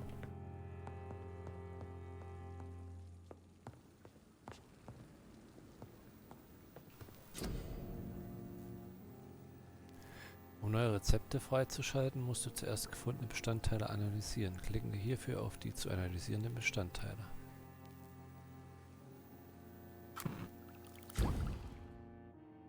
Du hast ausreichend Bestandteile, um eine deiner Waffen zu verbessern. Drücke RT. Wähle eine Nahkampfwaffe zum Aufwerten.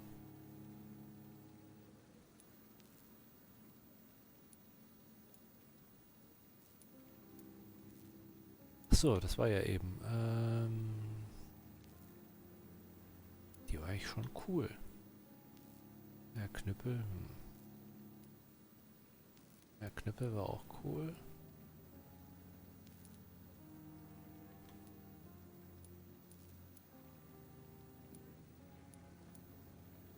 Braucht halt viel Ausdauer. Ja.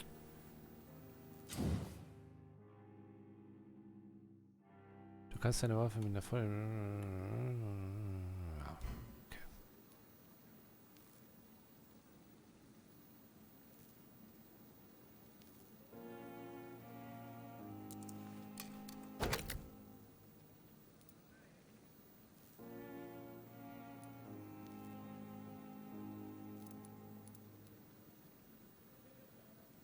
Also ich könnte jetzt auch noch auf 3 erhöhen.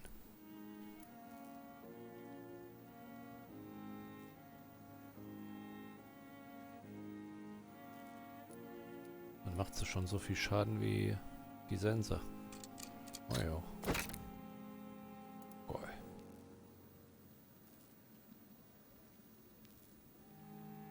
Ausdauerverbrauch wird noch gesenkt.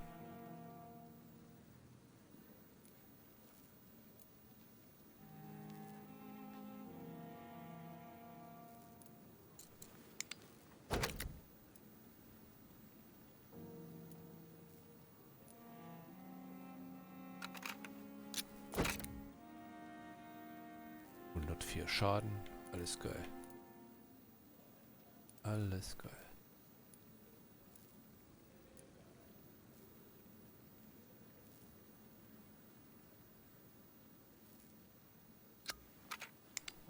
So, super Knüppel. William Bishop's blood is much more unstable than human blood and shows extensive mutation. But this is not what happened to me. I must keep on searching. The sun is about to rise. I can feel it. I'll continue tomorrow night. I have so much time now.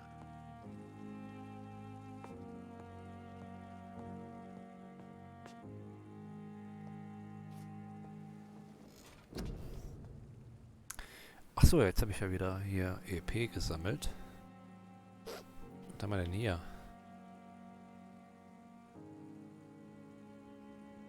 Cool. Für 300 nur. Cool.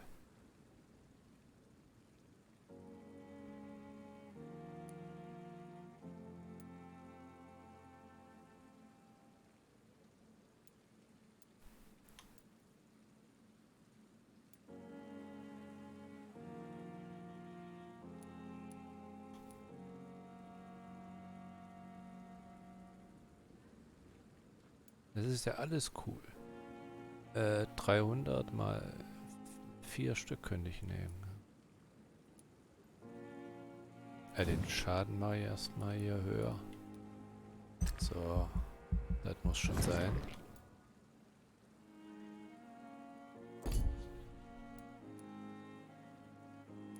Was haben wir denn hier?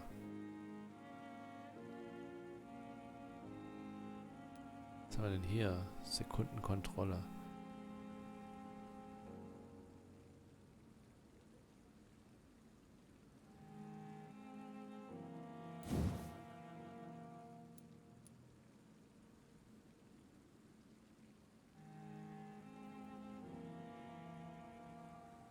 Der Vampir kontrolliert und unterbricht die Blutzirkulation der Beute, was sie wehrlos macht.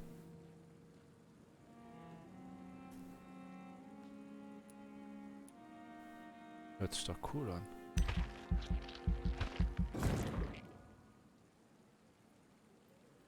Wie setze ich das ein? Gleich mal gucken.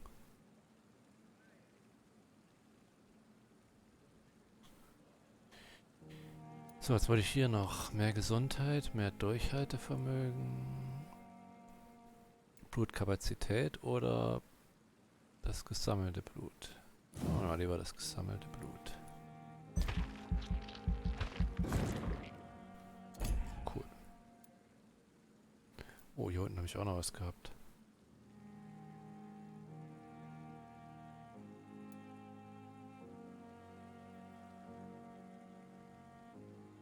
Du verbrauchst Ausdauer, um in den Schatten zu verschwinden und für die meisten von unsichtbar zu werden.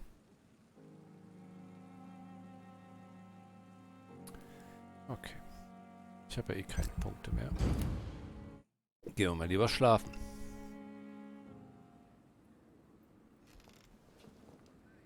If I'm to stay here until my research is complete, I'd better learn to hide my true nature from the mortals.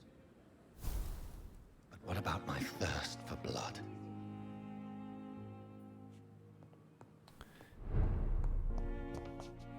The flower's dying. It needs water. Artikel über Econ. Ah, das ist was der... Das ist aber viel.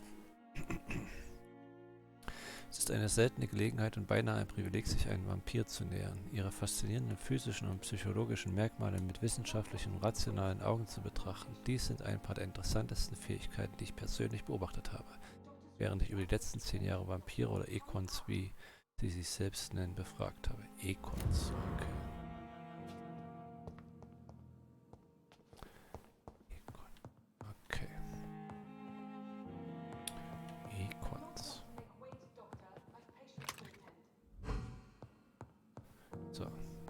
Bei der Pandemie helfen. Yes, Nurse Crane? How can I help you? I'm so sorry. I know Dr. Swansea wanted you to rest, but we have somewhat of a crisis.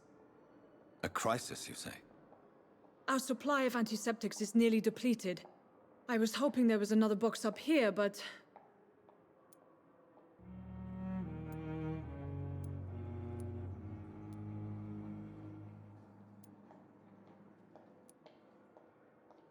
What type of hospital are you running?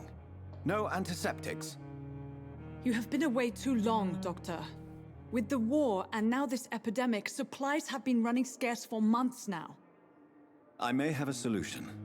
In France, during the war, drugs shortage was a daily problem, and we had to use our wits to overcome the shortages. However do you mean? If combined correctly, certain household chemical products can be used in a pinch instead. Now, where's the hospital storeroom? The storeroom? Fat chance. This is the Pembroke.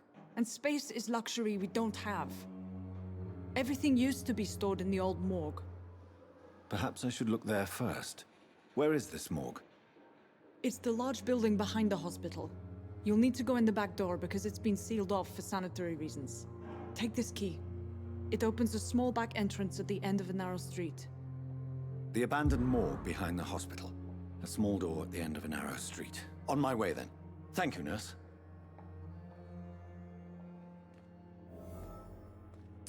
Betritt die alte Leichenhalle. Okay, machen wir das doch. Nachdem wir uns hier... It's locked, all right. Ja, ist ja gut.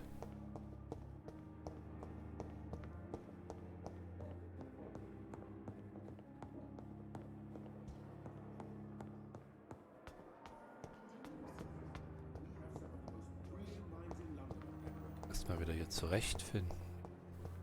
Behind the Hospital. 73 Meter in die Richtung.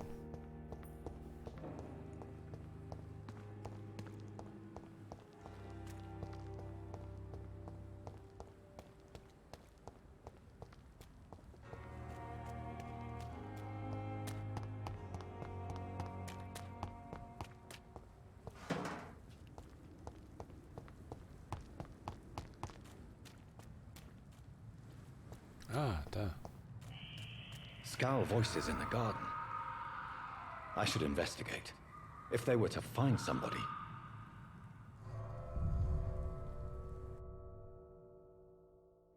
Einige Gegner, darunter blinde Scars. Okay.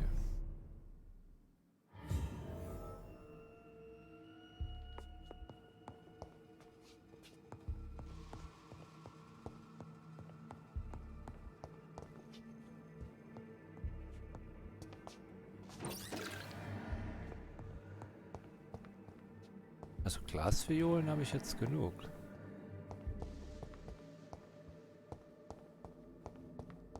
Ja, muss ich ja mal sagen.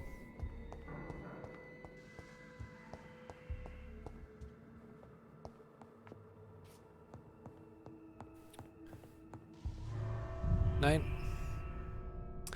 Das wollte ich jetzt nicht.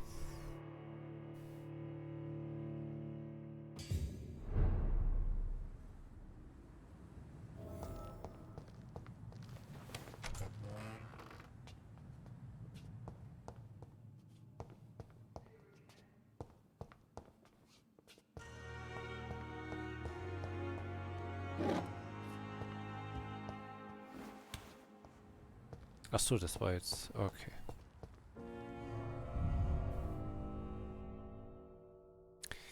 I see, I see.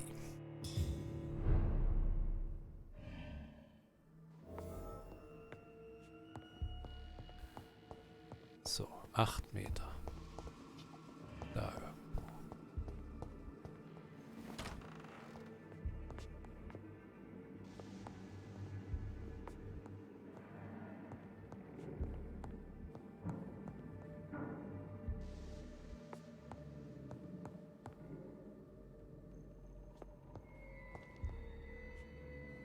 Vielleicht über mir. Okay. Oh, hier. Ja, zumindest Kohle haben sie ja noch genug rumliegen.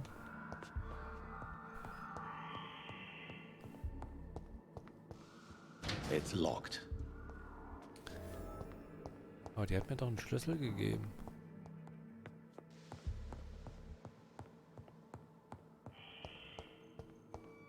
Okay, da bin ich reingekommen, also ich muss nach oben. Alles klar. Leute, ich komme. Habe ich überhaupt... Moment mal, jetzt muss ich mal gucken. Gar nicht den Knüppel ausgerüstet. Da ja den Superknüppel. Dann nehme ich doch keine Machete. Ja, genau. Genau.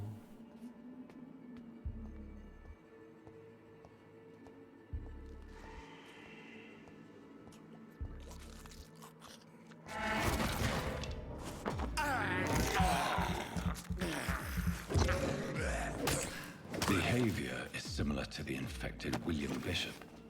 Must be the same strain. This sickness moves faster than influenza. Okay. Haben wir schon mal ein bisschen Kohle und das erste. Hier komme ich gar nicht rein. Okay.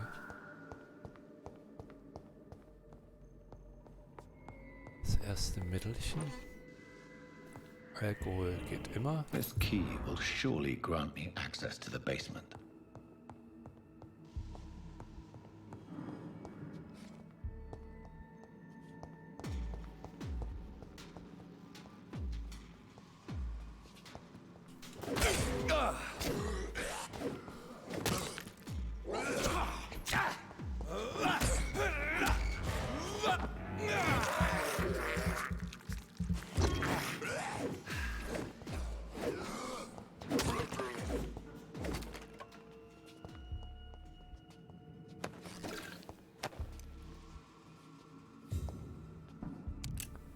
Eisentartat und Natriumhypochlorid. Okay.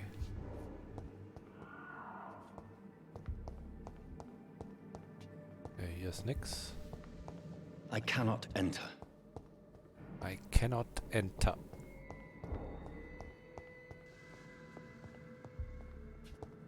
Balls of Mars. Fortifiers. As popular as they are ineffective. But they do contain iron tartrate, and that might prove itself useful.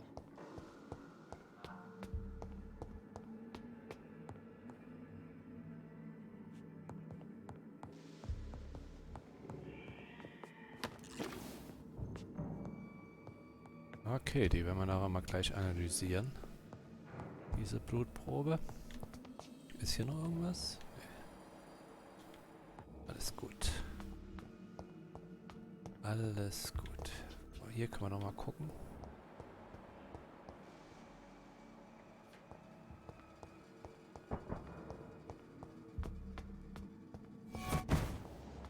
Oh, da war ein Scar.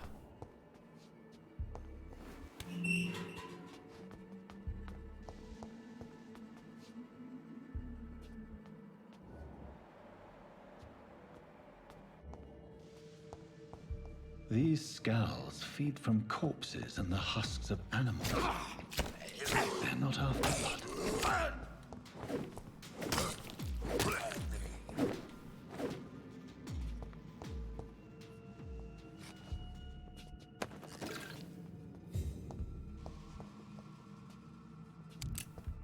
Oh, Patronen, gut. Könnten wir ja auch mal benutzen. Jetzt nicht raus. Boshafter Skal.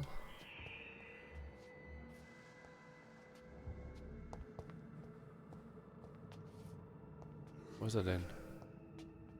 Ah, da.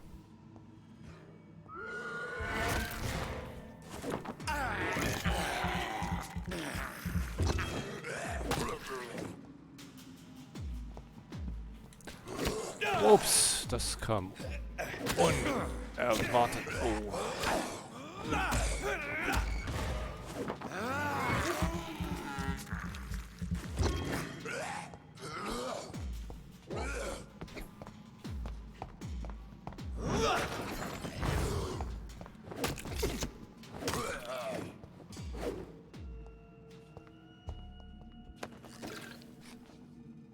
Schon wieder Eisentartat. Aber ich brauche ja Natrium, bla bla bla. Und noch einen Schlüssel, wenn es geht. Ah, ne, nur Geld.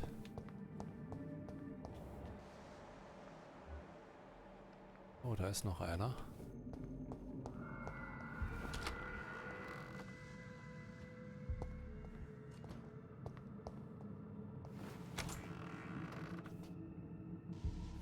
Wo ist er denn? Da.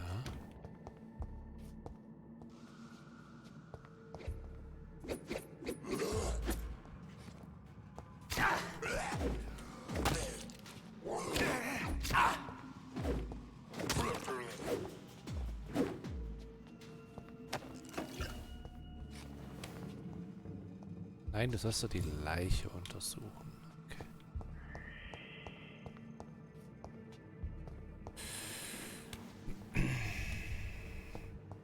Was haben wir denn hier noch so?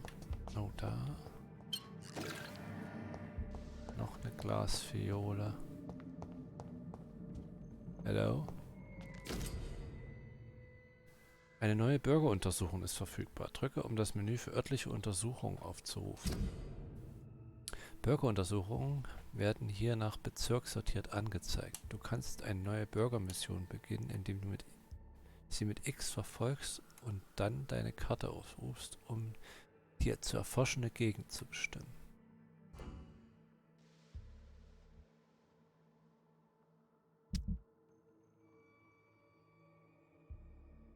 Oh, das ist mit Nox.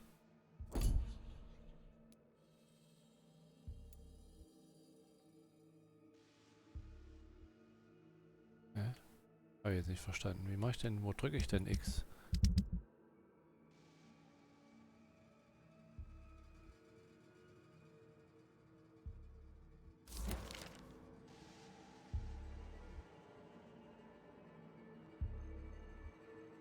Samuel Connor, männlich, Beruf Fischer. Todesart. Mr. Connor's injuries don't match the report. I'd better look into this. It's locked.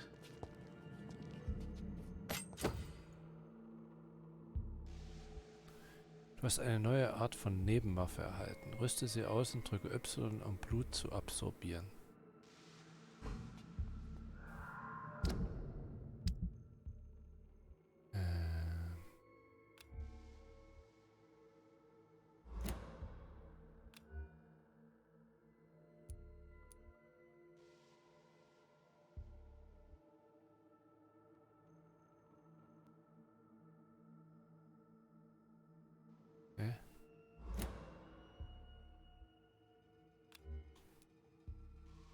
Ja, möchte ich gern ausrüsten, geht aber nicht.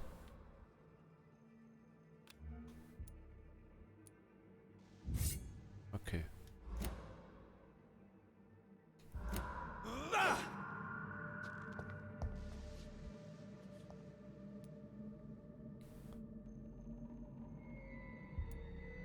Multiple abrasions and scarring on the arms and legs.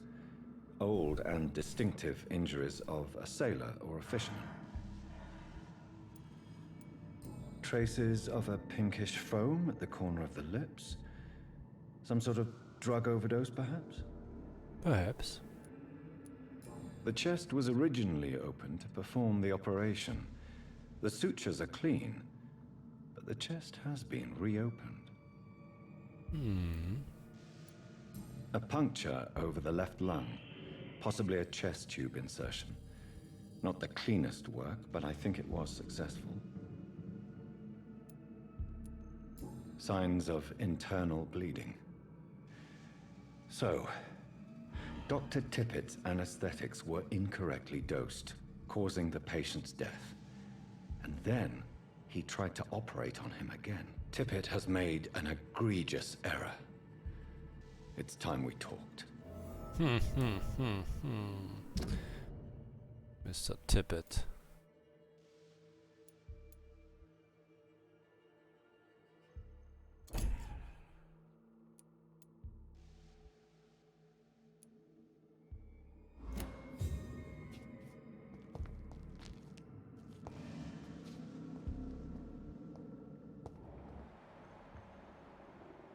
Okay, hier haben wir alles.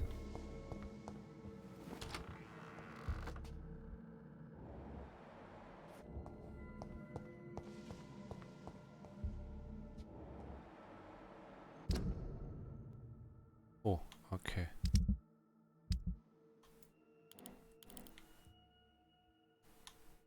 Ich dachte mir, nee, kriegt man keine Karte. Okay. Ja, dann geht's hier weiter, oder? Hier ist ja nichts mehr.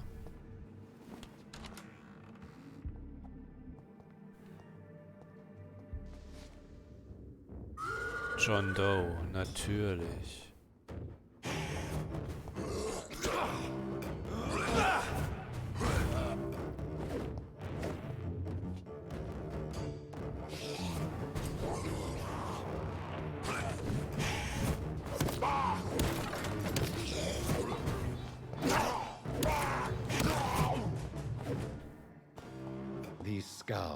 so ferocious.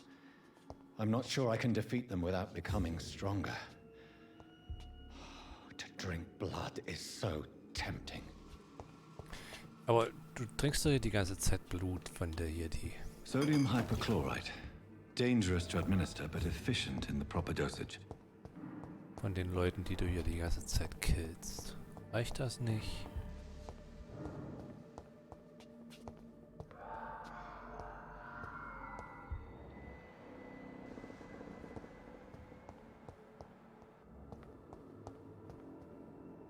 Okay, da kann ich nicht weiter anscheinend.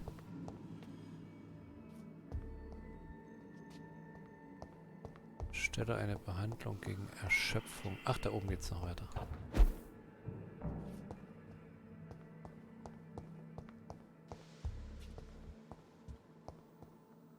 Ah, hier.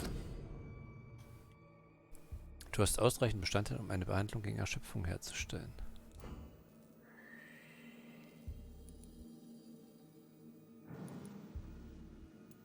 Ah, hier.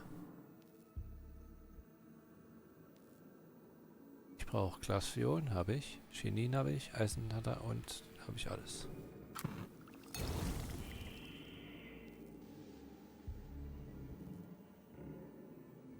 Okay, habe ich. Und jetzt?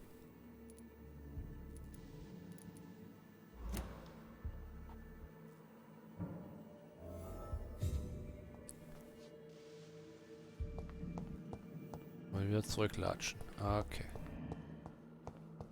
Dann gehen wir mal zu Dorothy.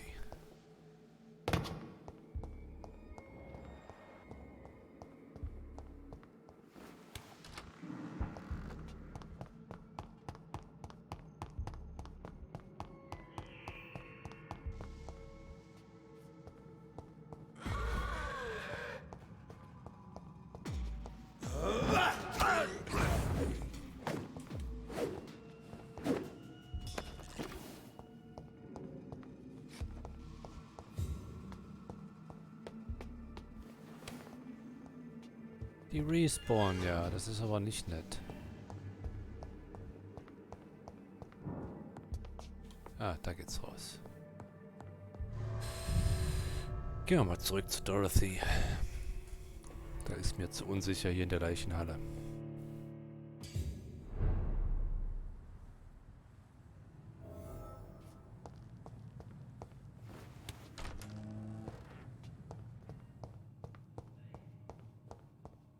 Von dem einen Fläschchen wird sie jetzt aber auch nicht.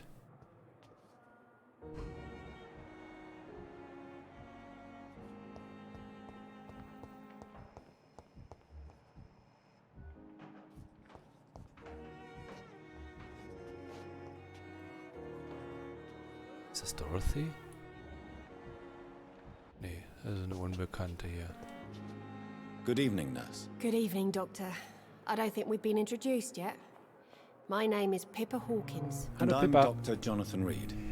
Dr. Swansea has recently offered me a position in this hospital. Well, it's a euphemism that your help will be appreciated, Doctor.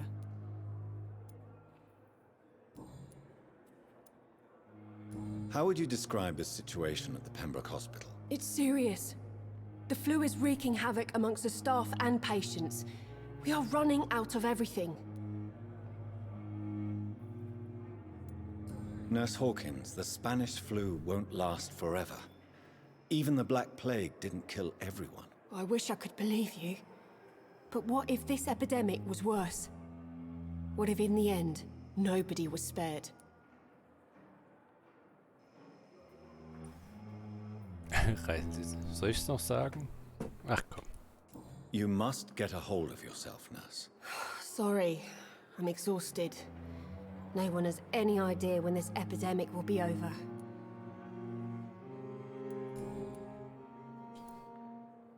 How long have you been a nurse? Well, long enough to see that the epidemic is winning. And no matter how qualified you are, don't tell me you'll change that.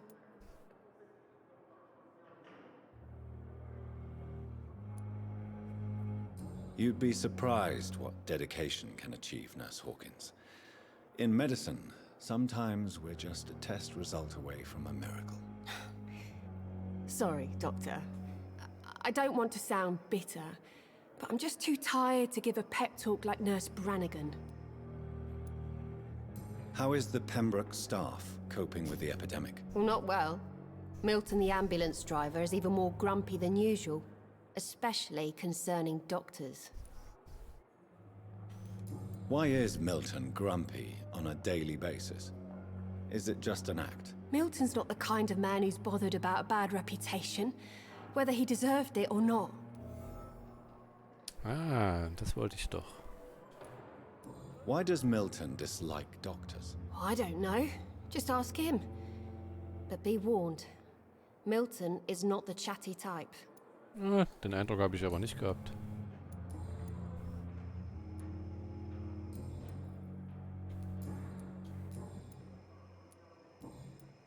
Goodbye, Nurse Hawkins. Eigentlich wollte ich ja nur fragen, wo Dorothy ist.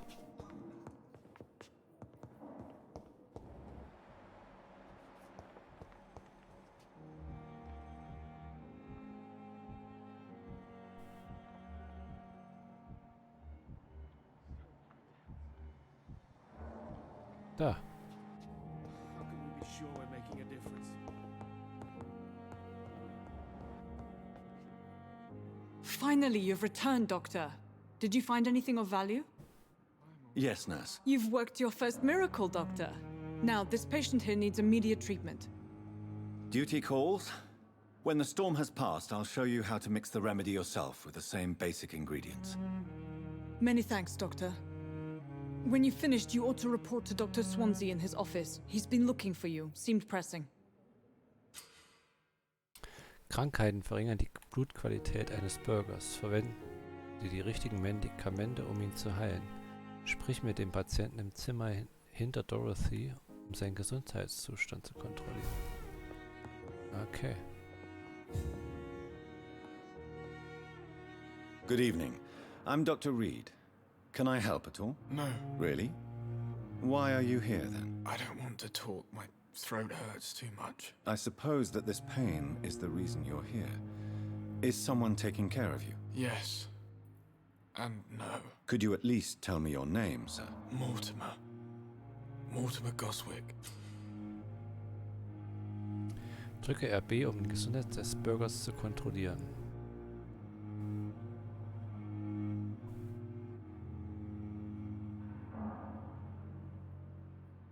Do you need any help? I'm afraid I may, sir. I don't mean to be a burden.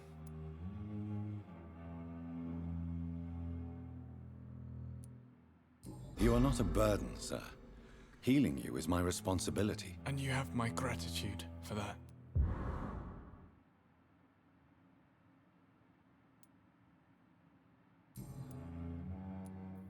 How painful is your throat, Mr. Goswick? So painful I'd rather not talk at all, Doctor. Deswegen rede ich jetzt noch weiter mit dir. I'll let you get some rest, then. I'm all right. Don't waste your time with me. Good evening, madam. Can I help you? It's my son who needs you, sir. I'm Dr. Jonathan Reed. How can I help your son? I'm Beatrice Goswick, mother of Mortimer Goswick. Could you check on him, please, Dr. Reed? I've heard much of your talents as a physician.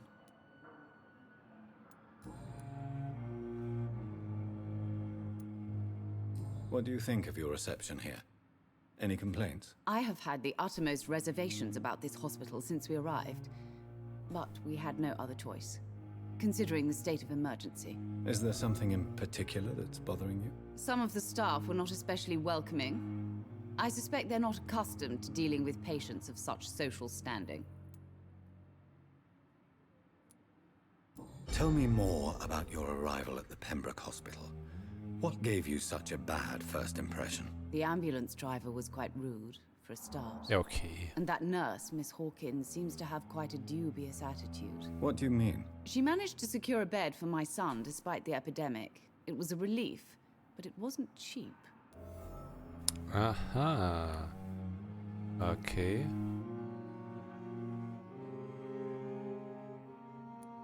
She charged you for a bed? Yes, and I paid without question, considering the urgency of the situation.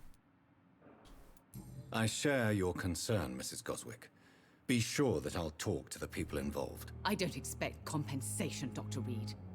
But I'm aware such behavior would not be tolerated in other hospitals. What can you tell me about yourself, Mrs. Goswick? Not much to say. Just take care of my Mortimer and I'll cover all the expenses. That's all that matters. Sind Sie reich? Keine Frage. May I ask if you have an occupation, Mrs. Goswick? I'm a teacher by profession. I teach young women who are more ambitious about their futures than their families. Ich frage nicht, ob sie reich ist. Okay. Goodbye, Mrs. Goswick. Waste your time with me. Ja, ist ja gut, sei nicht so selbstmitleidig. Okay, wer soll noch? Ich gehe noch zu Edgar.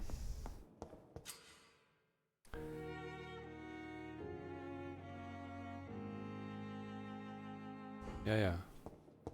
Er erinnert mich immer wieder daran, dass ich Blut saugen soll, aber...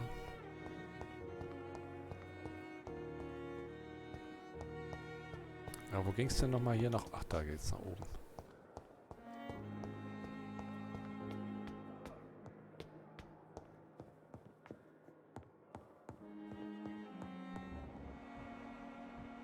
Pippa, Pippa, Pippa. Da, Edgar.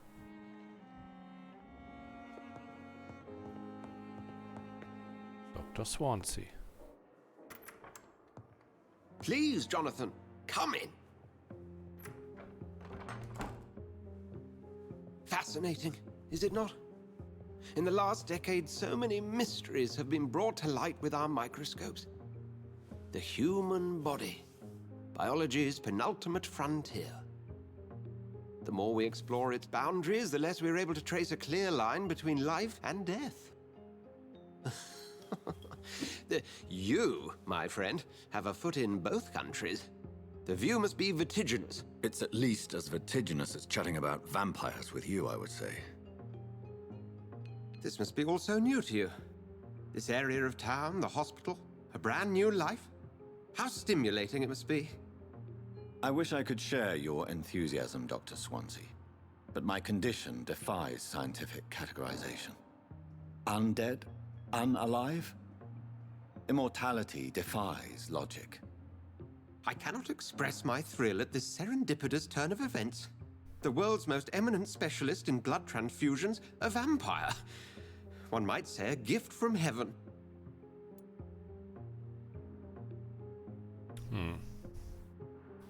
Ich bin ein lebendes Paradoxon. There is an absurd poetry to my situation. Physician, heal thyself. Forgive me. I've been an admirer of your work for a long time, and now you are so much more than a brilliant physician. And please, call me Edgar.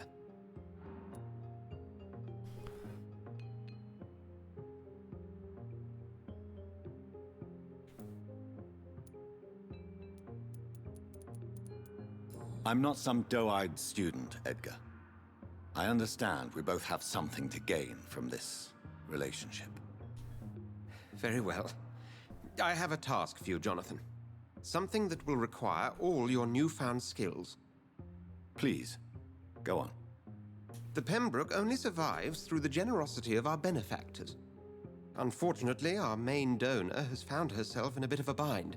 Now, if you could help her out...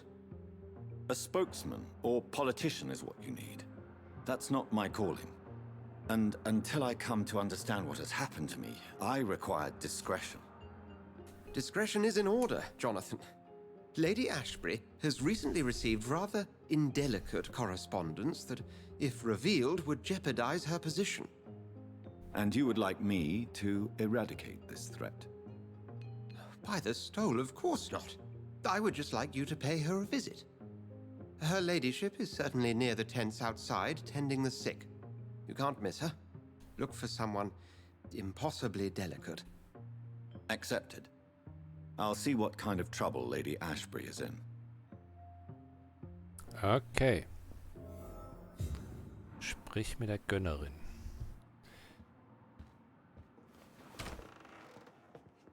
Das vertagen wir aber auf ein anderes Mal. Denn das war's für heute.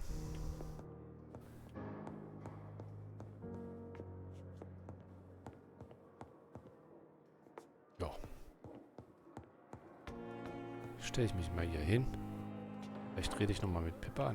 Nee, jetzt ist Schluss. Zurück zum Haupt.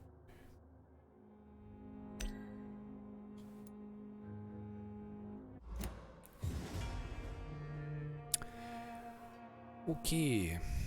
Dann geht's morgen weiter mit dem nächsten Spiel. Wenn ich so meine Liste ansehe, ich habe keine Ahnung. Mal schauen. Ich lasse mich überraschen. Okay, das war's. Bye, bye.